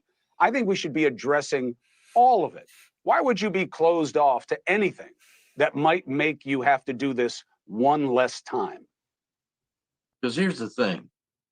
There's this precious little piece of paper that sits in Washington, D.C. It's called the Constitution of the United States. And our founding fathers put the Second Amendment in there for a clear reason. And I get the argument. You know, people talk about their kids dying. But there was a specific reason. And if we as a society think that we cannot be that. Manny, I'm going to delete that chat because you don't want to have stuff like that in the chat. You don't want to say those words and get me banned. Will not repeat Careful itself. saying stuff You're like foolish. that. I know you didn't mean it in any bad way, but you That piece of You don't paper think we has can do something any in it. better? Can we do better? Yeah, oh, absolutely, we can do better. But the better isn't the one focus on one particular thing. You name particular laws that are in place. Here's the thing, you know, just to answer this, Firefly, couples are not having children at the rate that we used to. You know, my generation, probably your generation, it's just young couples are not having kids anymore. I mean, young kids, and I mean, probably a little gross here, but young kids, teenagers, their 20s, but they're not having sex anymore either. So, you know, that's a big problem that the nuclear family is almost out. We will not have that anymore. All we're doing is keep compounding, putting law after law after law that has zero effect. Listen, here in the state of Florida, convicted felon cannot possess a firearm. You know how many convicted felons we come in contact to possess a firearm? Millions. Most. The law is ineffective. Yeah, I can charge them. Yeah, I mean, look, the argument's about enforcement. It's about availability. I'm not saying it's a panacea. I just, you know, I'm a gun owner. You know what I mean? Obviously, I'm not going to be that big a hypocrite. But I think most gun owners are responsible, store and keep their weapon safely, and don't want just anybody getting them. And frankly, most of us are frustrated that nobody knows how to use the weapon, that there's really no training that goes along with it. But do you understand why people got fired up that a man who's supposed to be keeping them safe seemed like he didn't care how many guns there were in society, when the argument you make, guns don't kill people? Well, none of the things that kill us on their own. Fentanyl doesn't kill you if you don't take it, right? Drugs don't kill you if you don't put them in you, but we make them illegal because that's all that can happen if you do. Guns are the same way. That's why we see most of our death is what? Suicide, right? That's the #1 gun crime. I'm just saying, are you really that closed off to putting everything on the table? Absolutely, I am. Because here's the one thing. You don't have a constitutional right to take fentanyl or any other drug. You have a constitutional right to possess a firearm. And as much as distasteful as it is, even people that are out here that, well, we may not like. And if a criminal hasn't done certain things that rises to the level of a felony, even they have the right to possess a firearm. And don't get me wrong, I know people are going to take that statement right there and just run with it or make something totally out of what I'm saying. Okay? But the fact is there is things that you cannot compromise. And that's the Constitution of this United States. You can't. I hear you, but you know the law. I love you know show. that it's not an unrestricted right.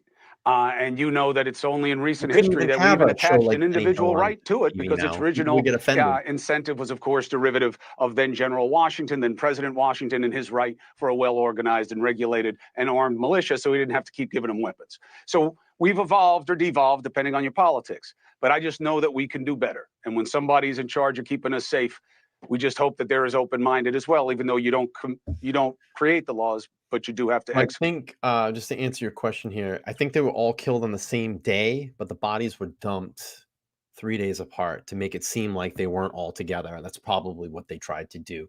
So that was News Nation's take on this. You know, you got a very liberal side. We'll take a look now at Fox News and see what they had to say on this. Marion County Sheriff Billy Woods joins me now.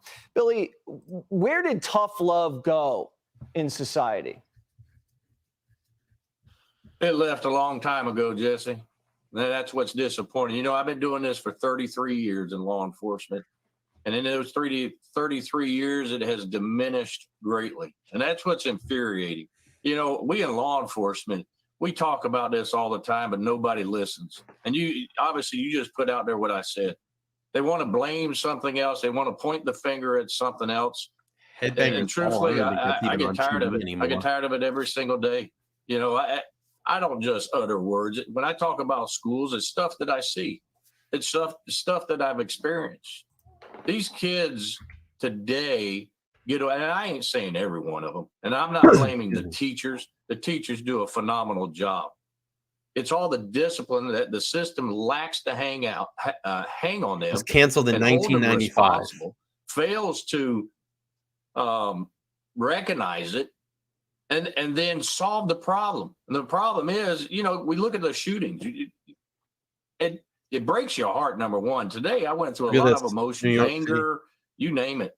It was there. And they want to blame it. It ain't the guns. You're absolutely right. It has absolutely nothing to do with the gun. Do you think that parents or judges, prosecutors don't want the responsibility to deliver tough love and they just want to blame it on some vague gun legislation?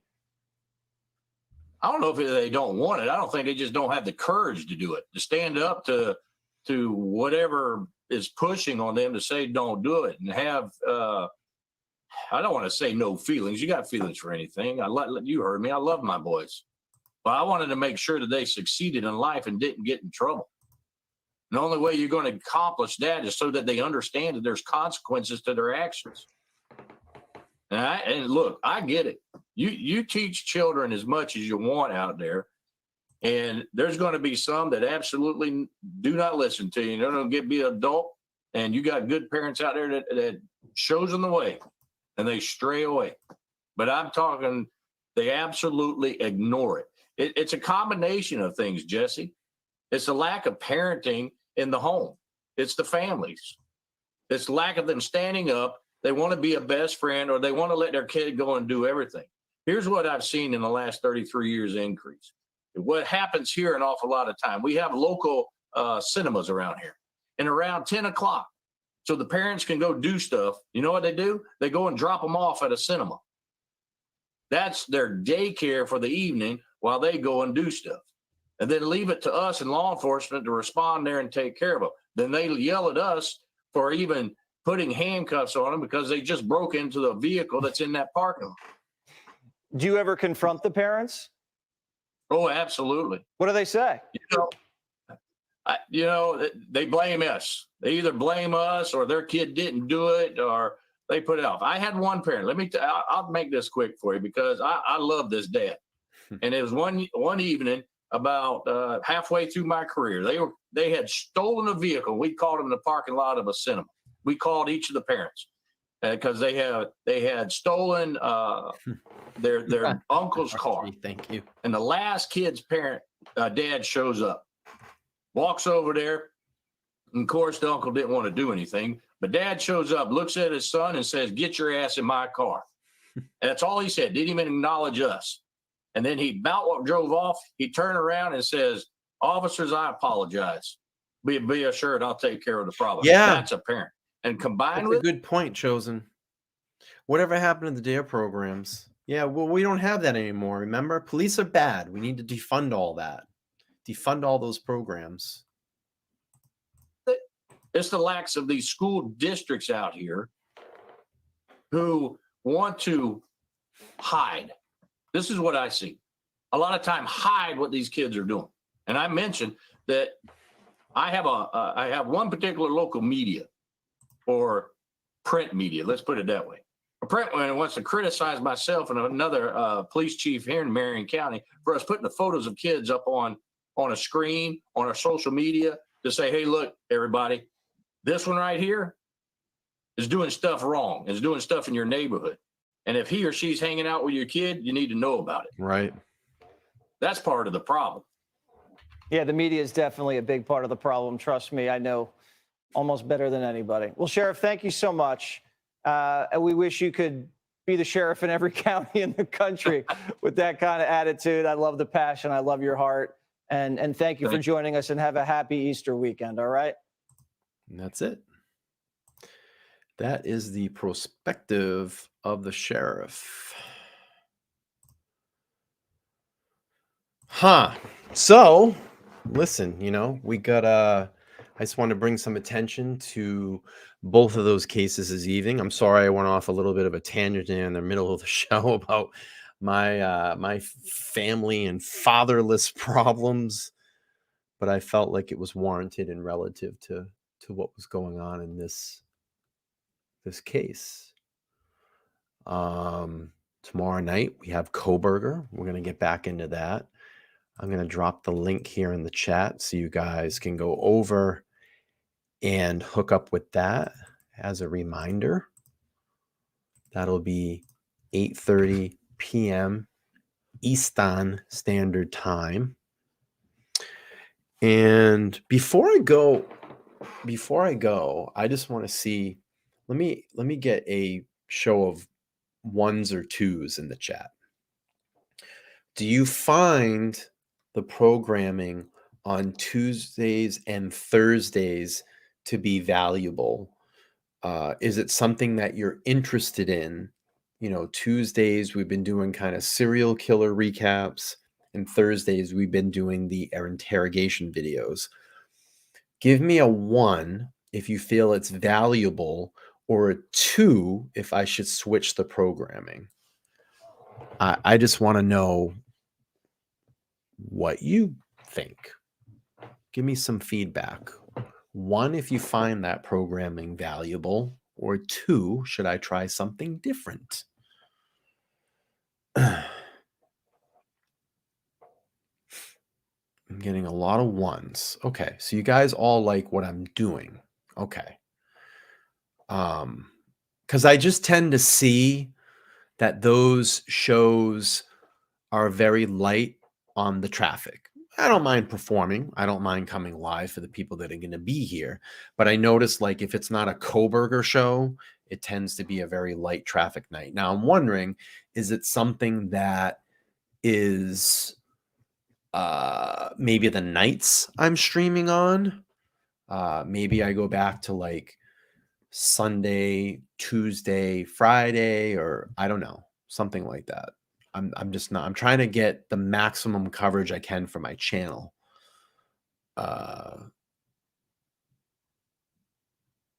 Mandy said, "Listen, I got so much stuff to bring up tomorrow night, so you're gonna want to be here."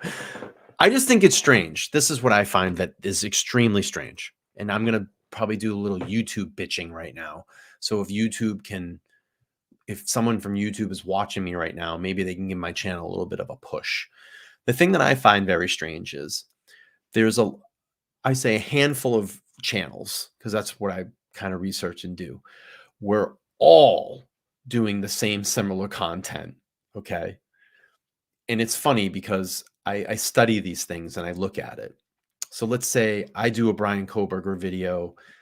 Channel 2 does Koberger, channel 3 does Koberger, channel 4 does Koberger, channel 5 does Koberger. We're all doing pretty much the same similar content. Okay. My channel gets 0 push. I get no push. And this is why I laugh.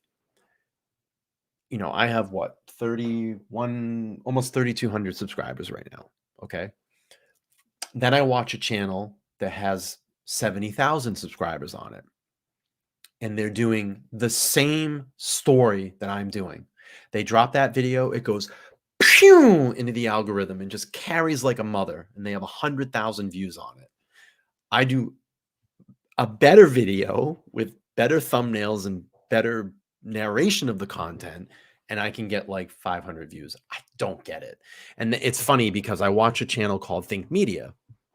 I'm kind of tangenting right now, probably stuff that you guys don't even care about. But I watched this channel called Think Media, and I watched a video the other day, and they're trying to say that subscribers don't count anymore. It's just views. So here's my theory on this. I actually still think that subscribers do count, and I'll tell you why. When you drop a video, okay, the first audience that's going to react to that video is your subscribers. They're going to be the first ones that go over and look at it, because that's why they're subscribed to your channel. What is the most two important statistics on YouTube? And I hope this helps out some people that are YouTubers, because I've analyzed this. What are the most two important things on YouTube? Watch time and click-through rate. Who are the first people that are going to jump on your video? That's your subscribers. They're going to boost your video, because what's going to happen is the algorithm is going to say, wow, we have something to watch here. There's something in this video that's valuable. That's why people are watching it. It's strange. I'll drop Koberger videos, and maybe like 4 of them won't hit the algorithm, but I'll have one, like this one that I dropped the other day. It took off, and I ended up getting like 53 subscribers off that video. And the thumbnail is very relative to the same thing. The subject matter is very relative to all the same stuff. Let's see. What's everybody saying? I have analytics to tell me when the proper time is to drop a video, when the proper time is to stream. But it's weird. The algorithm's like all over the place. Like I don't want to mention the channel, but I literally watch a guy. He just pulls a news article up, reads the news article, doesn't give any insight as to what's going on, doesn't give any insight as to how he feels about something. He's literally just reading the article and then just relating back to the article. That person will drop a video. It'll get 70,000 views on it.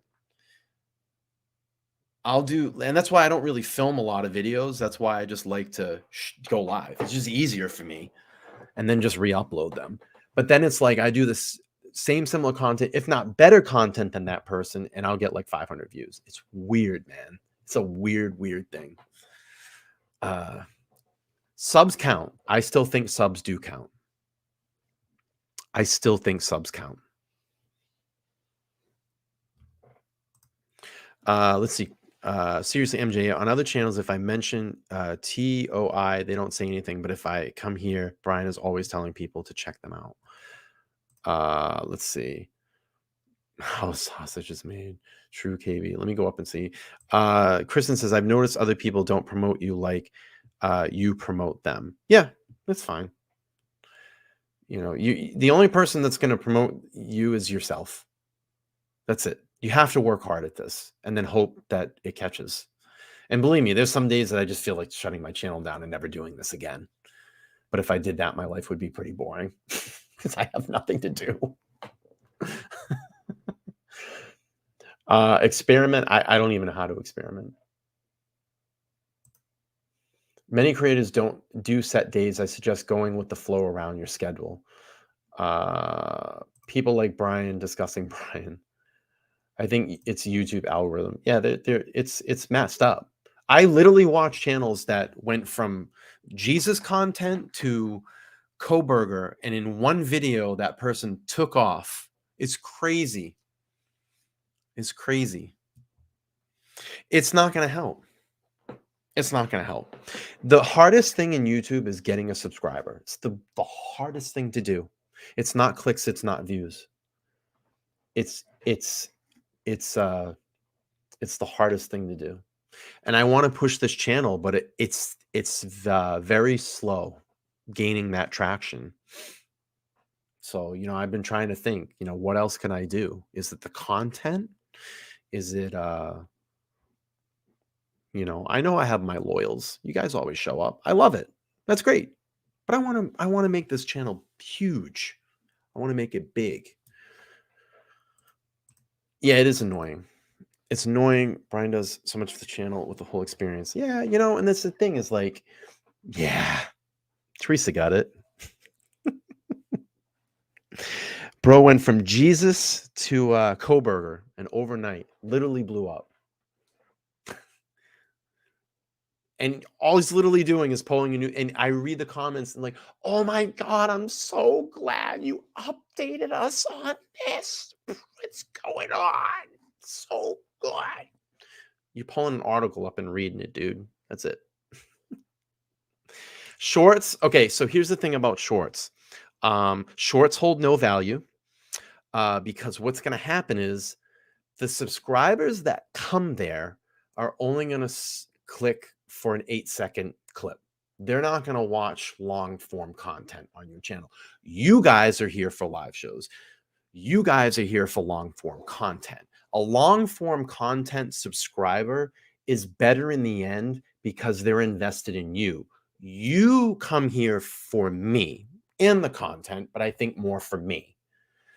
And I've literally watched a video on Think Media about this the other day, and they say YouTube Shorts, it's great to get your channel out, but that subscriber that's probably going to subscribe most likely in a month will drop off because they're not going to watch long form content.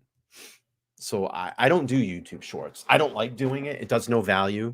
I've had a couple of them take off, but it doesn't really hold any value because those people don't come back because it's that quick turn and burn society in YouTube Shorts. That's all they're there for, just to watch an 8-second video. They don't give a shit about a 2-hour show.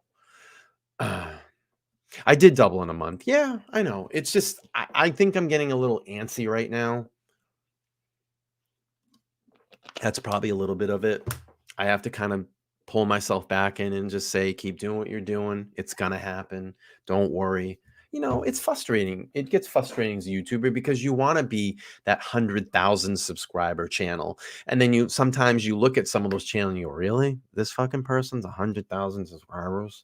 You know what I mean? Maybe it's a little bit of jealousy there. I'll admit that. But it's like, really? This person? It's got 100,000 subscribers? You know?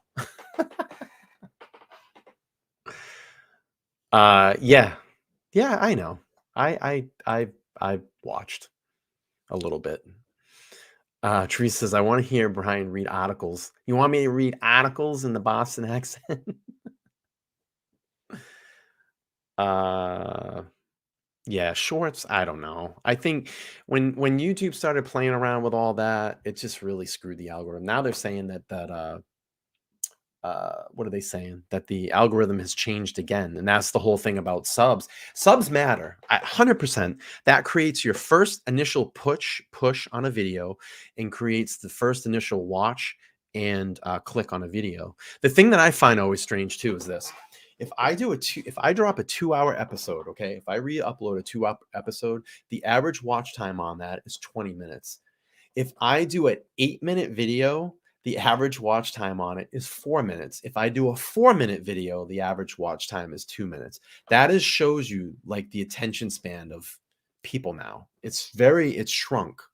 And they were just saying that the other day that the average length for videos to be like 8 minutes. That was pretty good because you could get like double. If you're monetized, you get double advertisement in there. Now around 4 minutes, 4.5 minutes, those are the type of videos that are performing well. It's really strange. Where do you park? I parked my car in the Harvard yard. Danielle says I'm going to get that. I know. It's just frustrating. I'm just trying to figure out ways to expand and do different things and be creative. You know, it's frustrating because I'm an overachiever.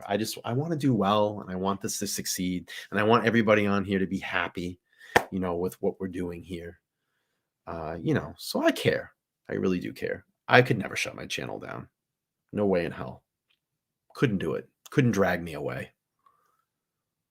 It's too much fun. Plus, then I would be really bored because I have nothing to do.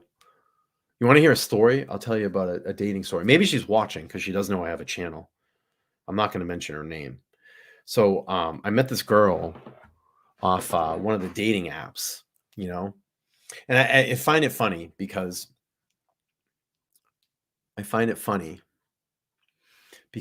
I meet these women, I talk to them, and they go, "Oh, the last guy I went out with was such a jerk, and he stood me up 3 times, and then he ghosted me, and oh, he's a real jerk." And then, like, you know, I come in, you know, I talk like a gentleman to them, I treat them with respect, things are going really well, we're talking on the phone, things are great, and then it, like, gets around to the time, like, "Hey, let's go meet and hang out."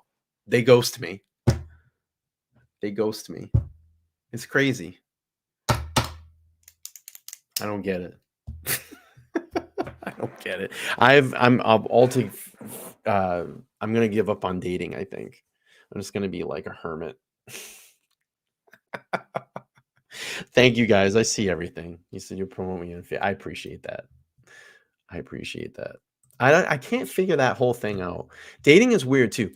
Dating apps are weird too, because I think a lot of people that use those use that for mental stimulation throughout the day. Oh, wow, he's texting me. I'm interacting. It gives me something to do. Oh, I have that digital connection. And then when they want to just get rid of it, they just turn you off like that. It's crazy. Yeah, I know. I've been saying that, Leanne, for about 10 years. And it hasn't happened. She got away. She lives way out in the Pacific Northwest now, and has a child. I'm happy for her. She was the one.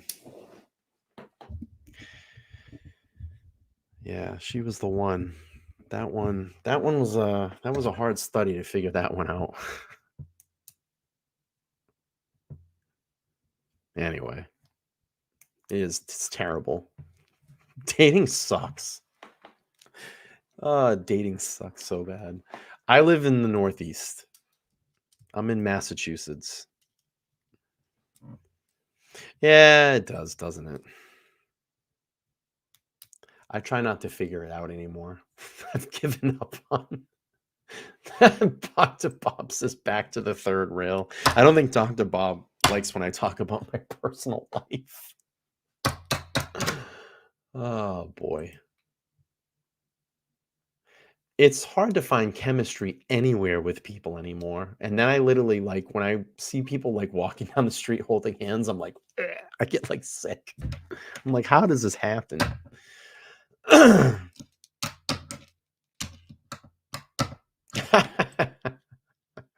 Christine, how can you give up on dating when we haven't met yet?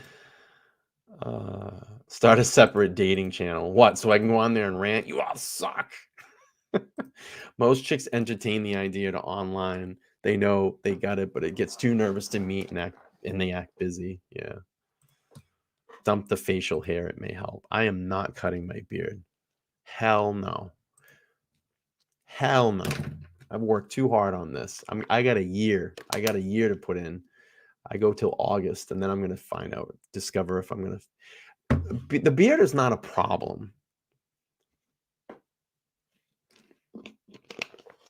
I can take a poll right now, and I guarantee you that 90%, 95% of the people in here is going to say the beard is good.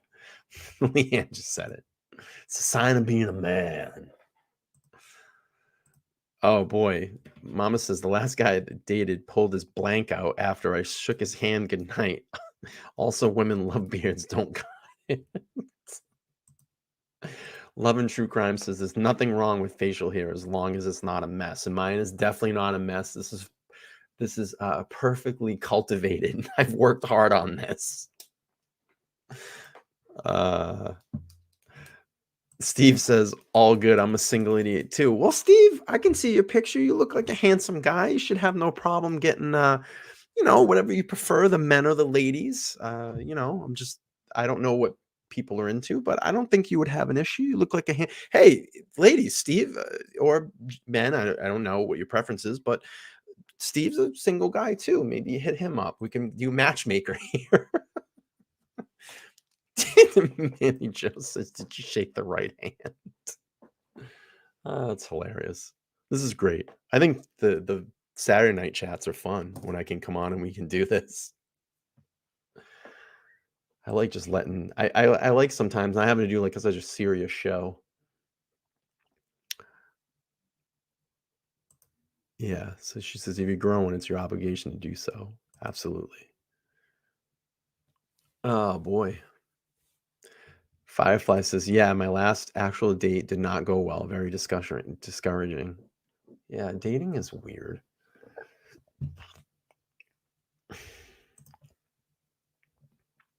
Open mic Saturday. Yeah.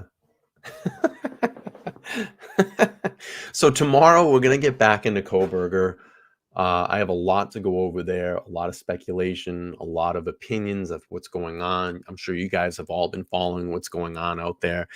They're now saying that there's been some sources that are saying that the IDs that were found in the glove box in a glove were possibly some of the victims' IDs. And if that is the case, that's going to be very hard for Mr. Koberger's defense team to come up with an explanation of why they were there.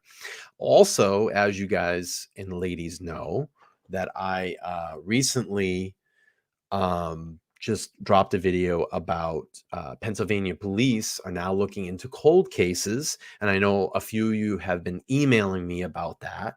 So thank you very much. As to one particular one that is in and around the area of where Brian Koberger's parents lived. And a glove in a box inside a plastic glove. That's what I meant to say.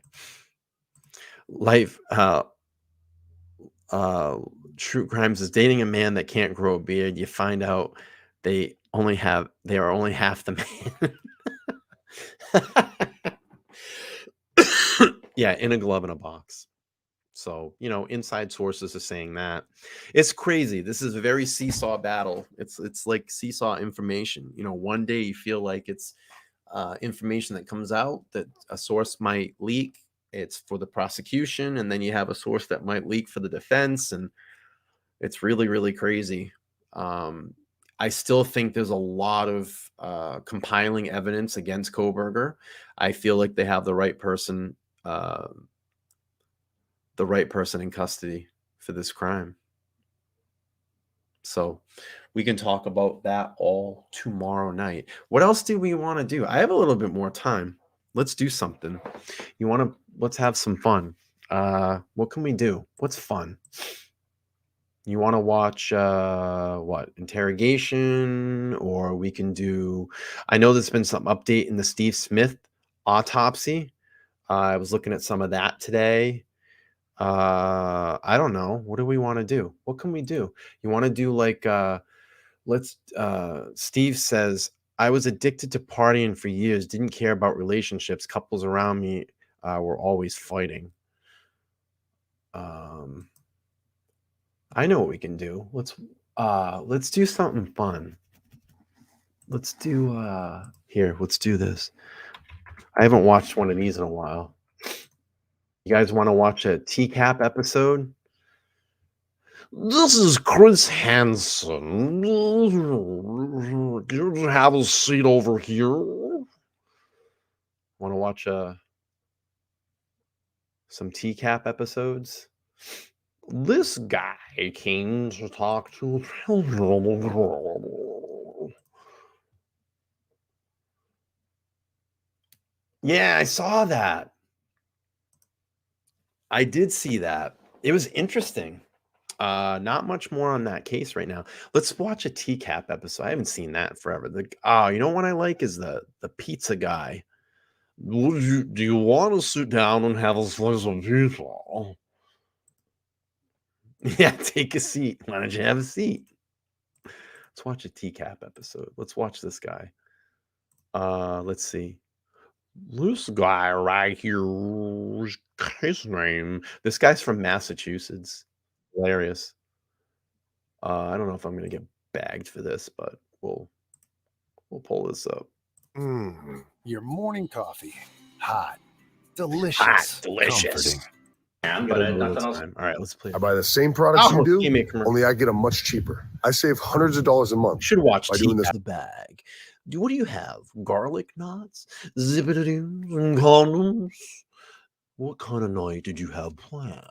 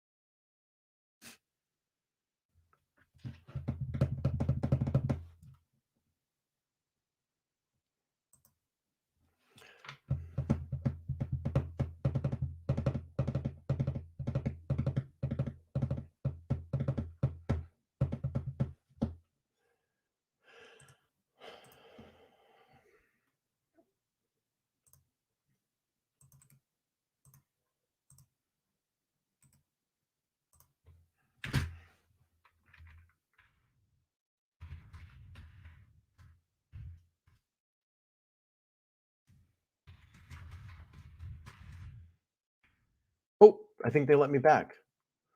Hey, I'm back. YouTube. Oh, YouTube, it's great. Oh, yeah. So I guess we can't play TCAP stuff on here. We're going to get bounced out. I'm taking these off, by the way. Oh, boy. It's funny. You can play a news episode. You literally can play the news, but they won't let you play a TCAP episode. I'm probably going to get whaled with a policy violation. Oh, boy. How dare you show... Hey, I know. Decade old. It's stupid. YouTube's great. Yeah.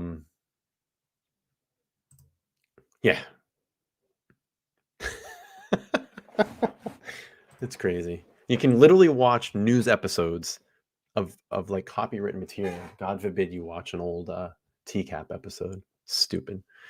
I'm probably going to get a policy violation. Let me see if I get a violation. No, they just shut it down. I'll probably get demonetized on that stream. Anyway. Yeah, YouTube, shake your hand. Good night. I know it's crazy. YouTube's no fun sometimes. I don't know. I think that's going to be it. It's getting late here on the East Coast. I actually have to work tomorrow, from 11 to 6, and then I got to come home and prepare for tomorrow's show. I literally should have been preparing for it today, but I did not prepare. So, I'm going to do that tomorrow when I get home. Put on Kingston. Yeah, have you ever seen that area? Oh boy. Let me play some of that really quick before I go. Kensington, right? Kensington. The zombies. They call them the zombies. I'll play some of it really quick. And hopefully I don't get shut down. Let's play this one. This is Kensington Ave in Pennsylvania. They call this Zombie Land.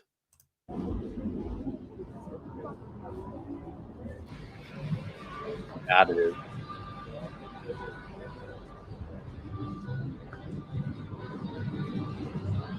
People just shoot heroin over these areas.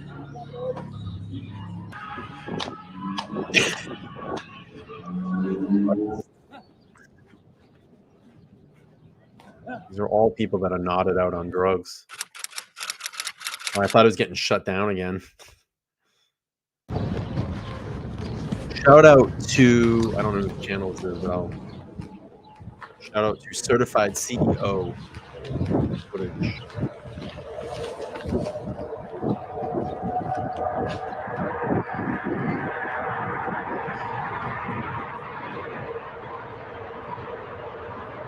Yes. People continue to vote the leaders.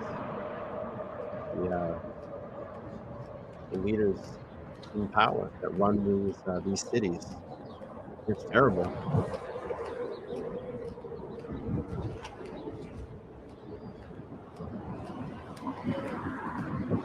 So dirty. There's trash everywhere. Probably needles everywhere. It's terrible. It's awful.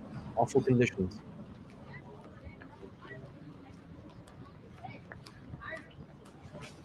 I wouldn't even want to walk around there.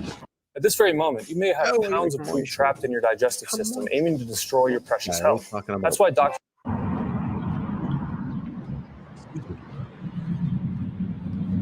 Yeah, seen those.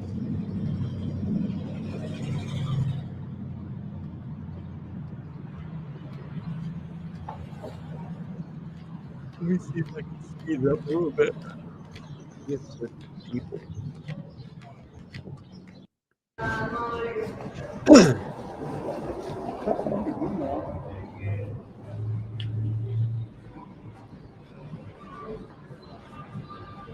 Look at how dirty it is.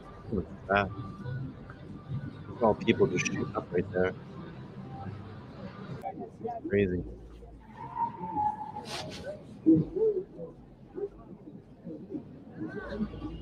Yeah, Vancouver's pretty bad.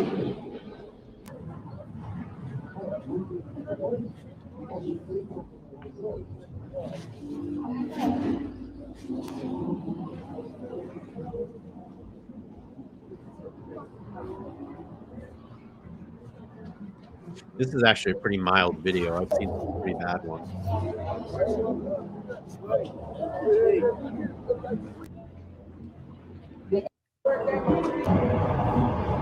Oh, trash. Garbage everywhere.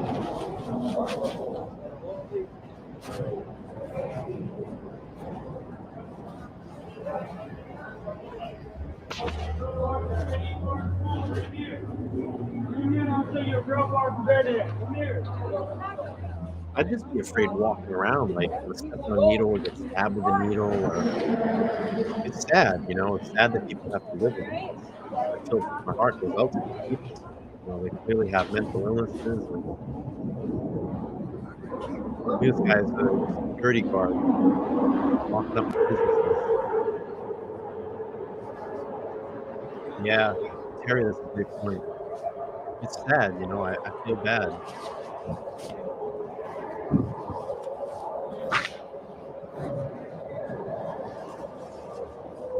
Yeah, there's some really bad ones that I've watched. Kensington. Let me see. This is actually a pretty mild one. Let me see if I can find. Hang on. Let me back up and see. Yeah, this one's. Oh, wow. There's someone down there live right now. Let's check that out. There's someone in Kensington live right now at night. Look at this. This is what YouTube channel is. This is Kensington Daily. This is live right now of Kensington. Shout out to Kensington Daily. This is live on Kensington right now. Shout out. They have a chat. Oh no, subscriber mode only. I'll give them a shout out. Shout out to Kensington Daily for the content. This is live down in Philadelphia, Kensington Ave. Go to ATM. What is ATM? I didn't even know they had this channel. This is great. I can watch this for hours. I want to subscribe. What's ATM? Tell me what ATM is. All Line Media? They go live. They're live.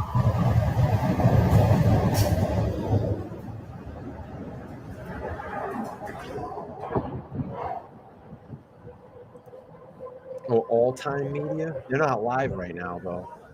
I want to watch live stuff. Yeah, all-time media. I've seen that. We'll watch a little bit of this before I wrap the show up. Yeah, this is live.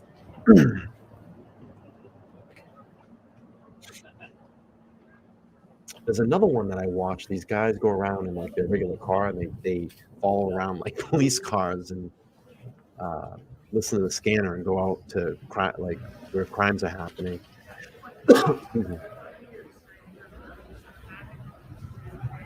Look at the open fire. There's an open fire right there. Oh my God, look at this.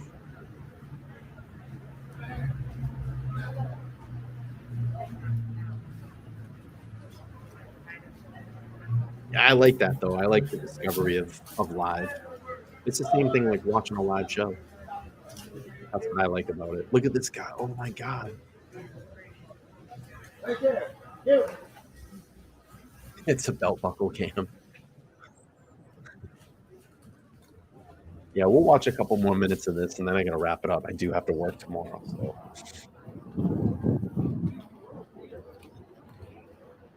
Yeah, it's crazy. It's sad.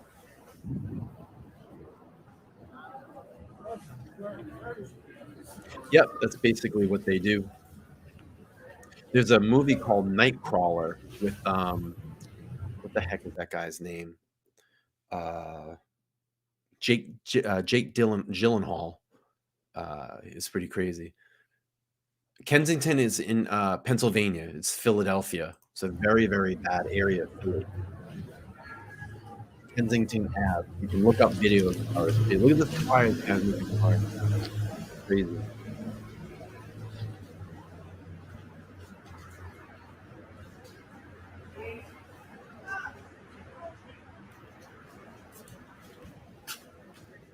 Yeah, I got a copyright notice.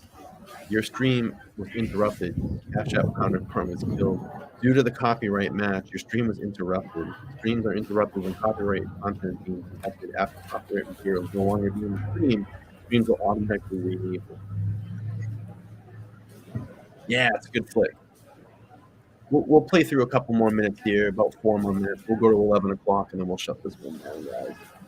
It's getting late. I would be so afraid just to even walk around there.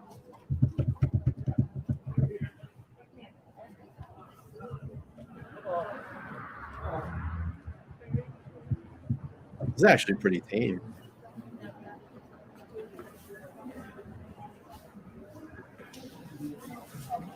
Well, Joe Biden's America. That's all I have to say. This is Joe Biden's America. These are Democrat-controlled areas. This is what you get. They want soft crime. They don't want. It's not just like I haven't seen one police officer down there. Yeah, really. It's crazy. Look at all the. Look at the fires. The open fires.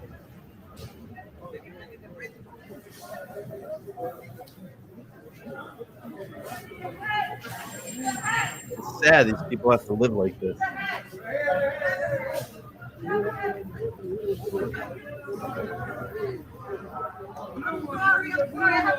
Yep, thanks for listening. If everybody had one, that'd give another. I'm trying.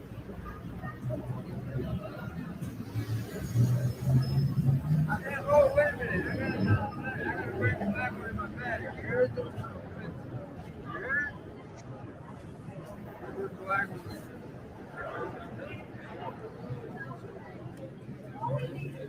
Is it really that cold in Philly right now? Really?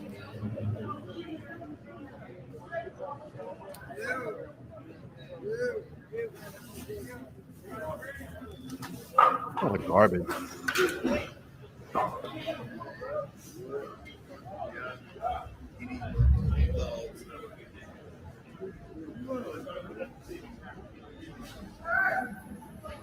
Oh, police officer there.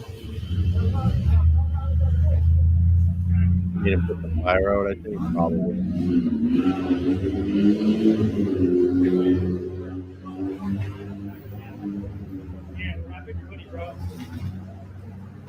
Is he fighting? What was that cop doing?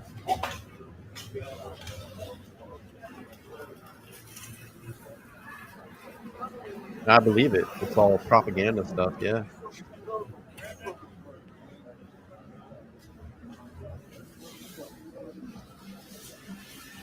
Oh, yeah, it could be transit police. Yeah, you're right. Guys all zonked out on drugs. I could never even imagine myself being in that situation. It must be terrible. Look at all the trash and garbage.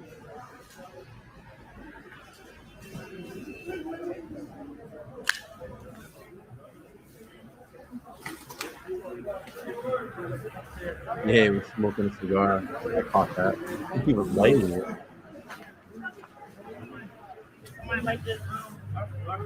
Mobile. Wow, this is crazy. It's terrible.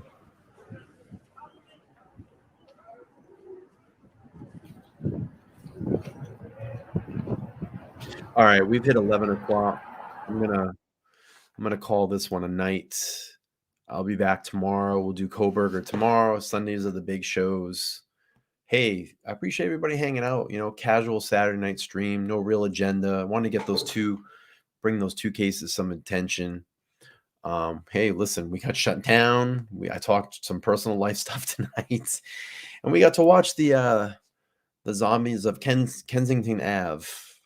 You know, I really feel bad for those people. It's terrible, but hopefully, I don't think that's ever going to get, those situations are ever going to get taken care of until we get real leadership in those areas, clean the place up, get those people some real help. But I'm going to call this a final stream for tonight. I'm going to wait a couple more seconds, because I like round numbers. We'll be at the 2:30 mark, 2.5 hours tonight on the Opinionated Idiot YouTube channel.